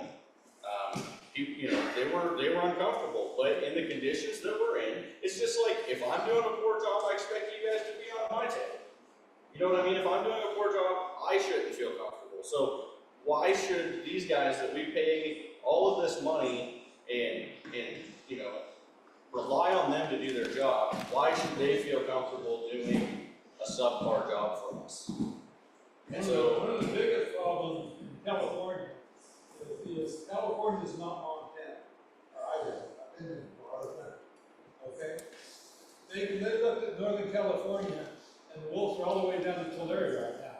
Anyway, the topographic, we got a long, narrow mountain range here called the Sierra Nevada, and it gets snowy up there. Wolves, even the bear, either hibernate or they come off. Most of them don't hibernate anymore. The black bear, they come off the hill. Okay, all the wolves go off the hill and they come down to the Nevada side or the California side, where the people are, and the ranches and stuff. They gotta eat. So, but the thing is, the topographical, they said, okay, we can put 300 or 400. They're talking about grizzly bears now. They just turned loose some grizzly bears in Oregon, as a matter of fact. well, it's just like omission. It's a matter of fact. Well, it's just like omission, like you're talking about. What's not publicized is there was a wolf hit down by the grapevine that might have helped. Most people don't know that. They don't know. And so I agree with you. A few wolves scattered out there, and nobody's gonna try anything about that. And, you know, unless you get hit once or twice, 8 years, no big deal. These people are getting hit out here every day. There's some ranchers right out here, just east out here, getting hit every day, don't even know it. But I really, and I spoke at the Siskiyou Conservative Republicans today, and so I'm going to echo a message there. Show up to public meetings. You guys showing up here is fantastic. Show up to the Fish and Game Commission meetings.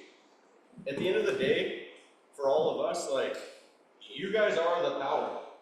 The people have the power. It's we the people. Like, we're here to represent you and be your voice and advocate for you, but the power is really you guys. So yeah, when we go places and we speak on your behalf, that has some effect. But when we're able to go places and speak on your behalf and you're all standing with us, that's huge. And so I want to continue to promote that. Like, you know, even if you think, oh, this is just a public meeting over da-da-da-da-da, show up, be heard, put your voice out there, be a part of what we're trying to work with you guys on. You know, and I can't stress that enough. Like, you guys are the power, don't forget that. As much as these bureaucracies and things like that continue to try to force all this stuff down our throat, like, the power is still in with you guys. So I'll turn it back over to She was next, and then, whoops, sorry, Bastion.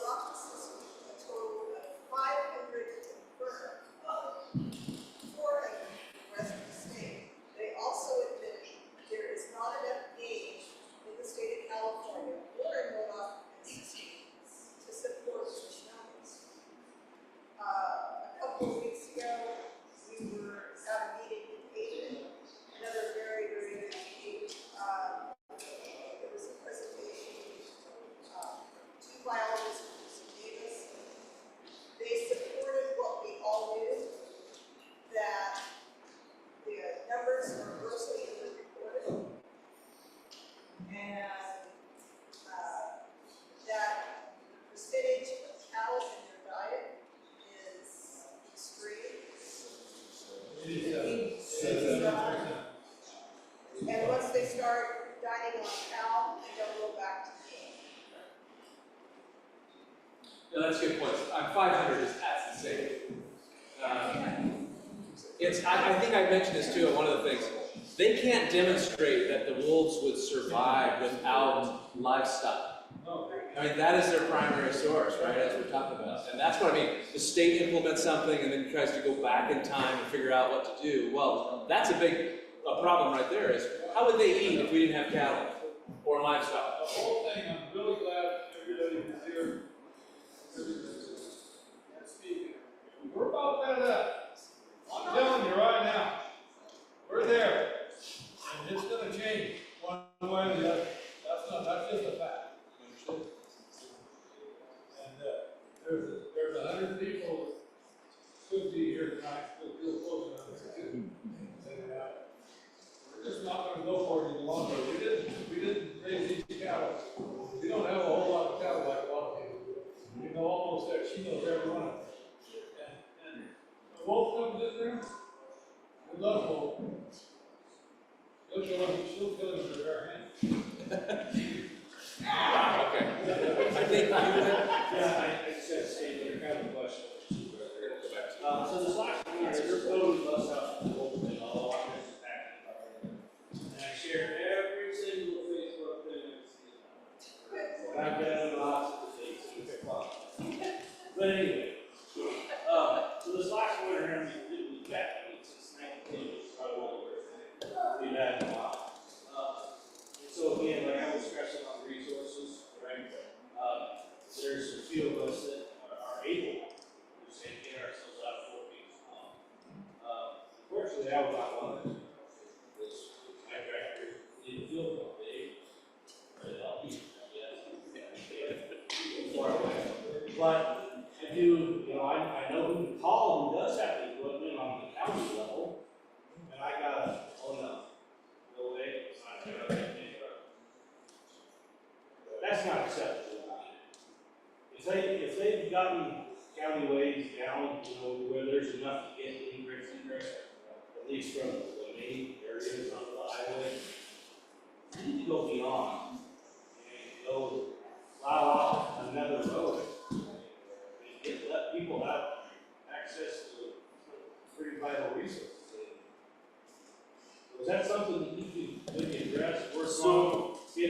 emergency, I don't care. So, I actually I worked six years in the public road department for the county. I helped chip seal roads here in Butte Valley to the lake as well. So the problem that you run into there is, one is liability. So county employee gets out there, starts plowing a road, tears something up, county gets to own repairing that road on a budget that's already, as you can tell, terrible. And then the second part of that is, say like you and your, say 3 neighbors, I don't know specifically where you live, but they're like, oh, we're gonna go open this road up. I have probably about 300 neighbors, or not ones who want to help, but I won't. Gotcha. But then it's this road, and then it's this road, and then sure. So I was kind of brainstorming something this year, and I had talked to Brian a little bit about it. It's trying to figure out, potentially trying to find some piece of equipment that for stranded people that we could pull together for something like that. But again, you go back to liability, and that would be more of his forte when you start hitting that emergency side. But that was just a thought that I had this last winter, where I'm like having people call me that are, very elderly, no way in the world they're shoveling out their cars and stuff. It's like, okay, what do we do? And so there was, what Brian told me was there was a lot of ways that we could help to get people out, but then it was going to be like you're staying in a motel until conditions improve. But I'll let him take that. So great point on that, and to kind of address that whole thing. We had every single road in Siskiyou County was inundated with snow. It was the first time that we've had, usually if we have one side, Public Works can direct snow plows down to South County, or South County can move them to North County. We were completely wiped. We were covered across every side. Scott Valley was wiped out. I mean, we got hit pretty good. We had about 30 or 40 calls to rescue. Our snowcat goes 3 miles an hour. It's gonna take a long time.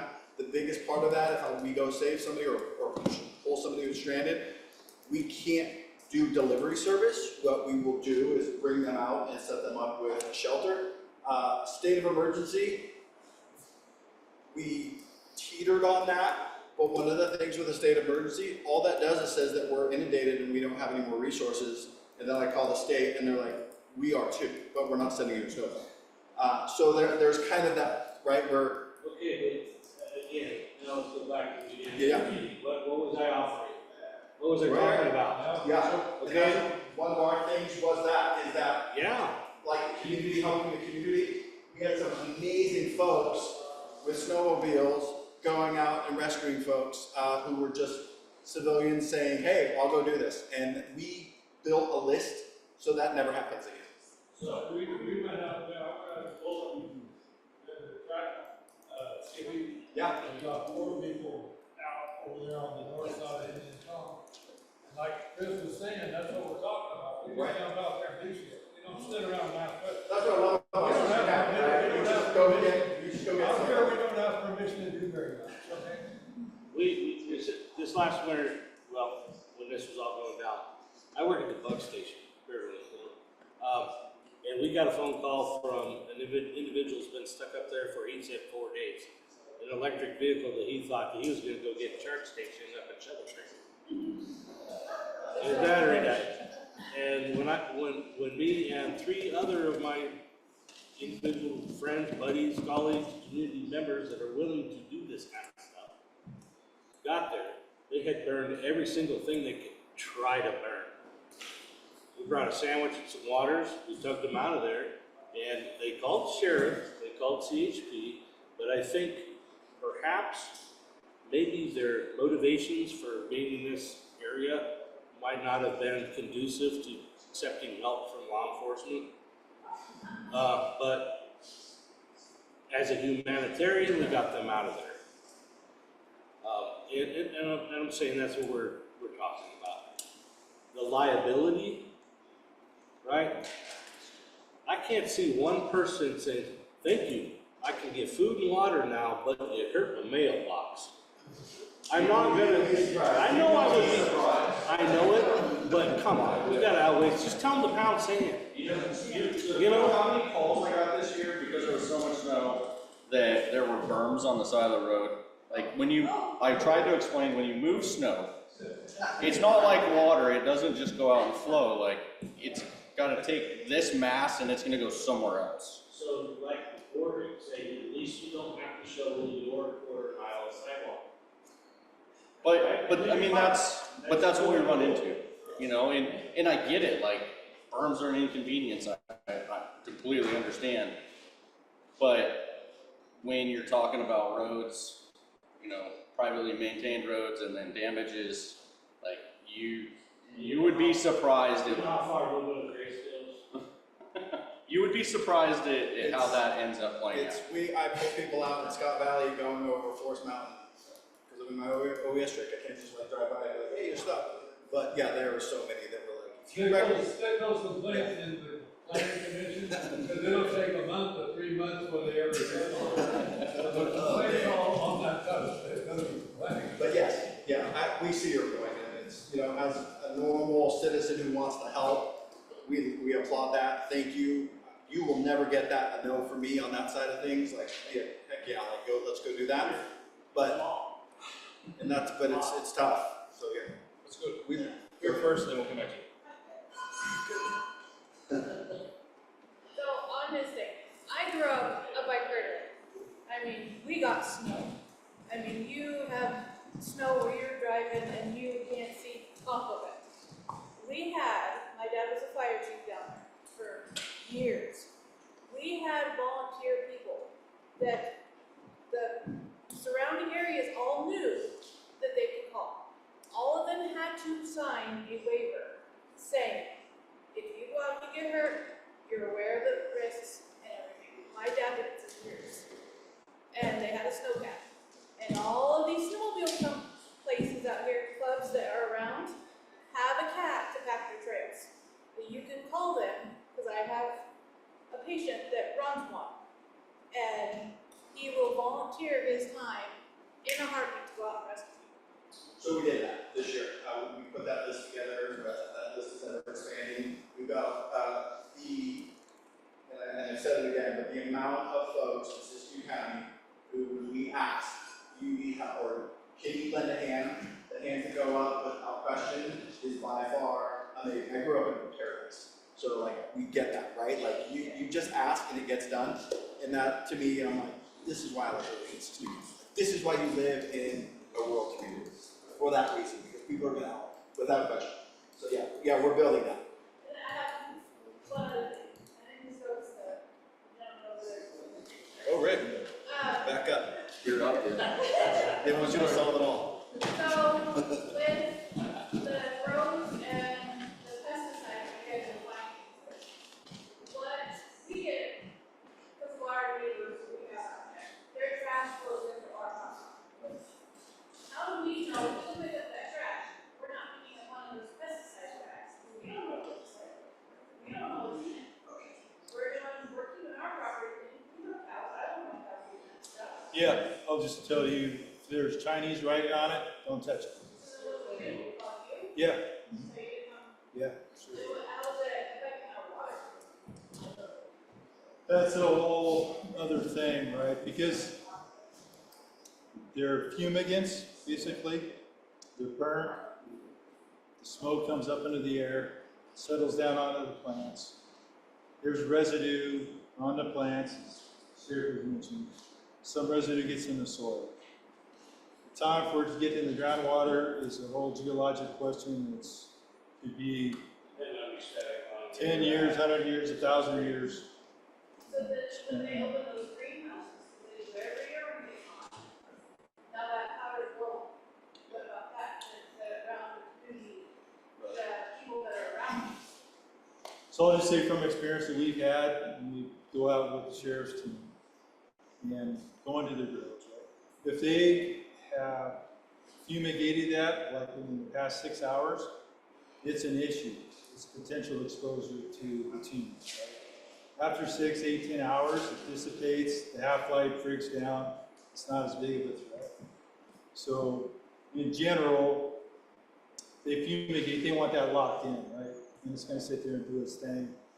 It blows off later. After that time period, the risk is very low to exposure. And these are all generalities. Yeah, a lot of them are organophosphates, and basically they mess with your synapses. So essentially with the pest, switches their brain off from their body, so they basically die. It affects humans the same way, a little bit slower. Depends on the dose that you have, right? And there are antidotes, xanthopine or what have you, to just kind of block that process. But organophosphates, carbonates.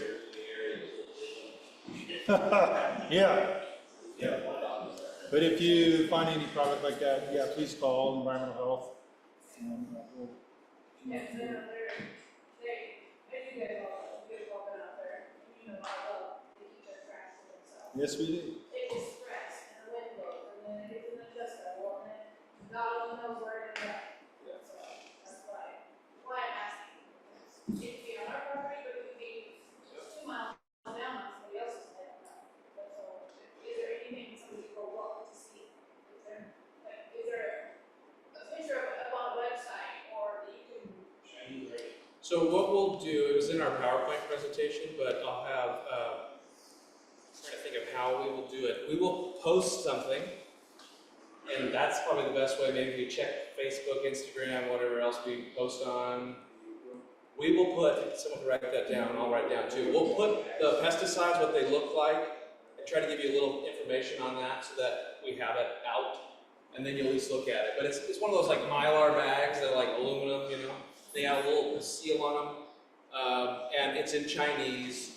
That's not the world's greatest. I mean, I can show you individual pictures, but we should put it out for everybody. And the thing is, you won't know if it's on there. Yeah. You can't see it. So good question for that. So you're out there arresting individuals or charging them for growing marijuana. But are you, since this is a health hazard, public health hazard, can you go after them a different way? That is more, maybe has a different or a longer time in jail or something like that? Yeah, we've been pursuing environmental violations. It's just tricky because you have to have knowledge of it, you have to have the people that are there, and but most of our cases now are environmental because that's the angle, I mean, other than tax evasion. So it's not just mere possession anymore.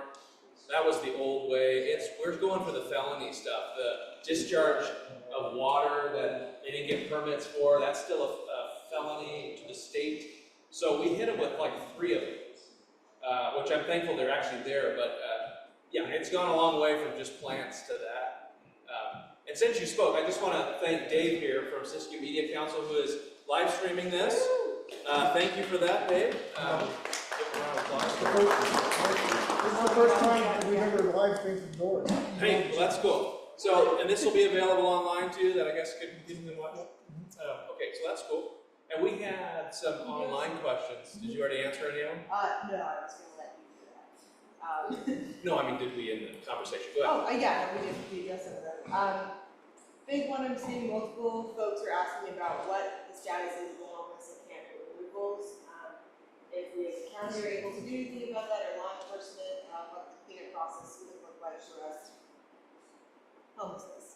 Anywhere specific? Or just No, in general? In general. Okay, Yeah. there's another failed program. So most of the homeless program problems in the county are in cities that I don't have exclusive jurisdiction over as far as, but we do encounter them. I'm not sure, I can't speak to what Wairika is doing. I will say that there is a court case, Grants Pass, I don't remember who else it was, but it's essentially allows now that you can't just occupy. Before it was the Boise decision kind of made it so that unless you have a shelter and there's room in it, you cannot enforce people to leave public land if they're camping. That's been reversed in that you can do that. Now, as to what the cities are doing, I mean, based upon observations, Wairika, it's still a mess.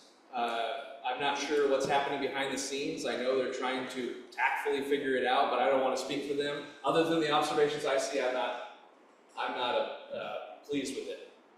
If we encounter people in the county, we're very swift about it.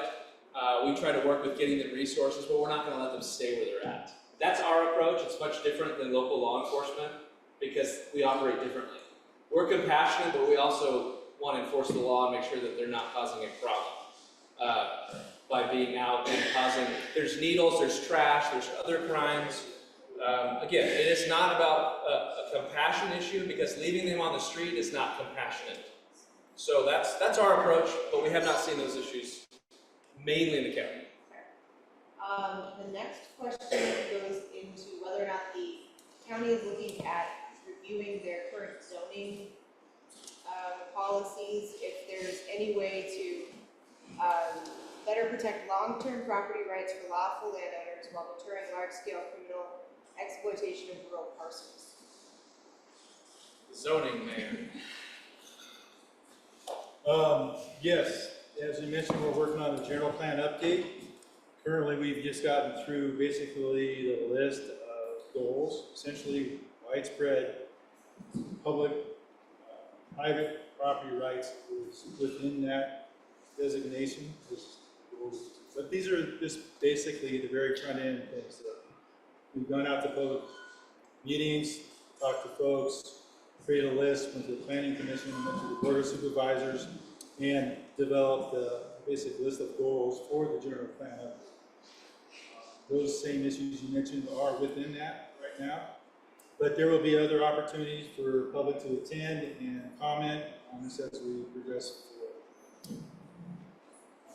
Definitely right now, just in general, we want to have zoning that supports agriculture with additional uses that can be kind of melted into provide other opportunities on our current ground that can help basically increase income opportunities, venues, wedding venues, etc.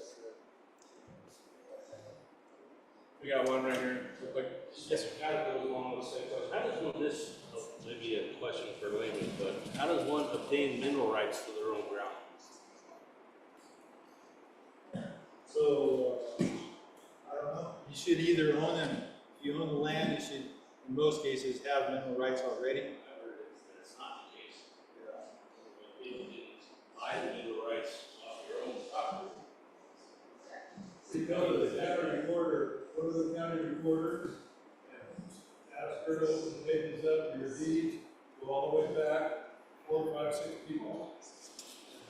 If they're sold to somebody or somebody kept them, usually a person will keep them and sell the property. They can have. And ours was a parcel agricultural land, right? So it was at one point, I mean, we're in 1900s, I'm assuming whoever settled that parceled it out. So we just, I'd like to know, I'd like to own my property, I'm just saying. Yeah. As Jim was saying, we have had, for example, in Butte Valley, we have a mine outside out here, Mr. Cliff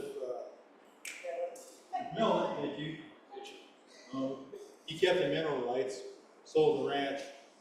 There's a whole conversation about that I won't go into, but that certainly does happen. I've got 160 acres of mineral rights I put in this county on a ranch called the Buffalo Ranch. Vermont. I can sell them to that owner if I want to, but they're mine. My grandfather kept them. There's been 5 or 6 different buyers on the ranch. They're property rights. Good on you. We got another online question, Steph? Yeah, we do. Another one. So folks are asking about the level of coordination between local law enforcement here in Siskiyou County and then across the border in Oregon. Folks are wondering if we have some kind of regional task force that helps track criminal activity, organized crime, and share data about criminal activity, or if that's something we relevant. So our task forces that we have, are mainly in California. We're part of a drug task force that is federal. We have some cooperation with Oregon. That's nothing that we wouldn't have. It's just that border does change things as far as what the task force could do. They've assisted us. We have a good working relationship with them, but there isn't a specific task force. So on the federal level, though, we have had cooperation from FBI, of course, DEA, and other partners, Homeland Security, which does work across the borders. It's just we haven't necessarily been going up into Oregon and assisting, but we can call them and get assistance, and we have, and they've talked to us about different incidents, but nothing specific as far as a joint effort with the two states. And then one other question that came in was regarding, let's see here, how law enforcement interacts with people with mental health issues. Are there any ways to improve those interactions, and do law enforcement officers have their body cams on during all of those encounters? Okay. So we do have body cams. I have one right here. It's not on. You're not being recorded. So we have a policy that governs this. Our patrol officers that respond to incidents generally will have them on. There are situations that you can't get them on quick enough. There's dangerous situations, but generally they're on when they're contacting people, depending on the nature of the incident. So everything's recorded for the most part. So mental health's gonna, it's evolved in a sense of how we handle things. And I will just say that people in the academy now are trained how to respond and be compassionate and deal with it in a way that is most beneficial for the individual. There are instances when they have to be detained and taken to the hospital to get assistance, but our team's been really good about being conscientious of what they're going through, which has been just, like I said, it's like an evolution. Years ago, it wasn't always that way, but we try to individually, look at the person, what they're going through, and address it, again, individually. So that answers both of those, I think. You good? Yeah. More? There's one more Okay. that I can find here. Okay. Let's see. Oh, it's asking about exploring, as Siskiyou County explores new industry and economic development, especially in the wake of enforcement-driven agriculture changes. How is the county balancing business incentives with long-term water rights, wildfire risk, and conservation of public lands? That's a $5 question. Sounds like a board issue. Oh, gosh. Yeah, do you want to address that, Supervisor? Right now, we're doing everything we can do, and it's fighting these bureaucracies within the state and the legislature. Us as a board, we're doing everything we can to protect our communities, protect the business interests. They continue to barrage attacks at us. I mean, even if you go back and look at this last board meeting, the state mandated that we pass an ordinance that accepts their map of fire threat severity and stuff like that. And we as a board look at that and understand what that's going to do to your guys' interest rates if we accept that. And so even though the state has passed legislation that says you shall do this, we didn't do it. So we are requesting, we're going to go past their shall by date. So that is what it is. But we're requesting that we give us an extension on that time, and then actually work with us to develop a map that makes sense, not some broad overarching idea that they came up with that's going to drive everybody's insurance costs up. It's one thing to have fire risk and have your house burned down. It's another to have state mandates that make it so you can't afford your house again. So, I would say that as a board, we're actively working to protect you guys through all of that as we move forward. Speaking about like the property conservation, things like that, like that's part of the general plan. That's where we need your guys' opinions. Because maybe we have something in the general plan that is going to affect you, and if you don't come be a part of that and say, hey, like this right here can't work because of X, Y, and Z, you know, it's gonna potentially get passed and then it's gonna affect you and then you're gonna be upset. So like I said, through all of this, help us fight for you and be a part of the process. You know, we can't think of everything. I mean, we do our darndest, I'll tell you that right now, but you know, everybody has different perspectives, different opinions, different walks of life. So having those broad spectrum inputs from the community is gonna help us serve you. So that's the best answer I can really give you for that one. Good. Well, you guys have been here for, what, 2.5 hours, I guess? Well, it's ran out, a couple people have, but I appreciate that. I guess we can wrap it up if you don't have any other questions, but we're gonna be hanging around for a bit. Feel free to ask anything you want. So thank you for spending the time with us. I enjoyed this. I need to hear from you. We all do. Again, you direct us. We work for you. I don't just throw that out. I'm very serious about that. I want to make sure I'm living up to your expectations. And so I thank you for your time and look forward to our next event. Thank you. All right. Thanks.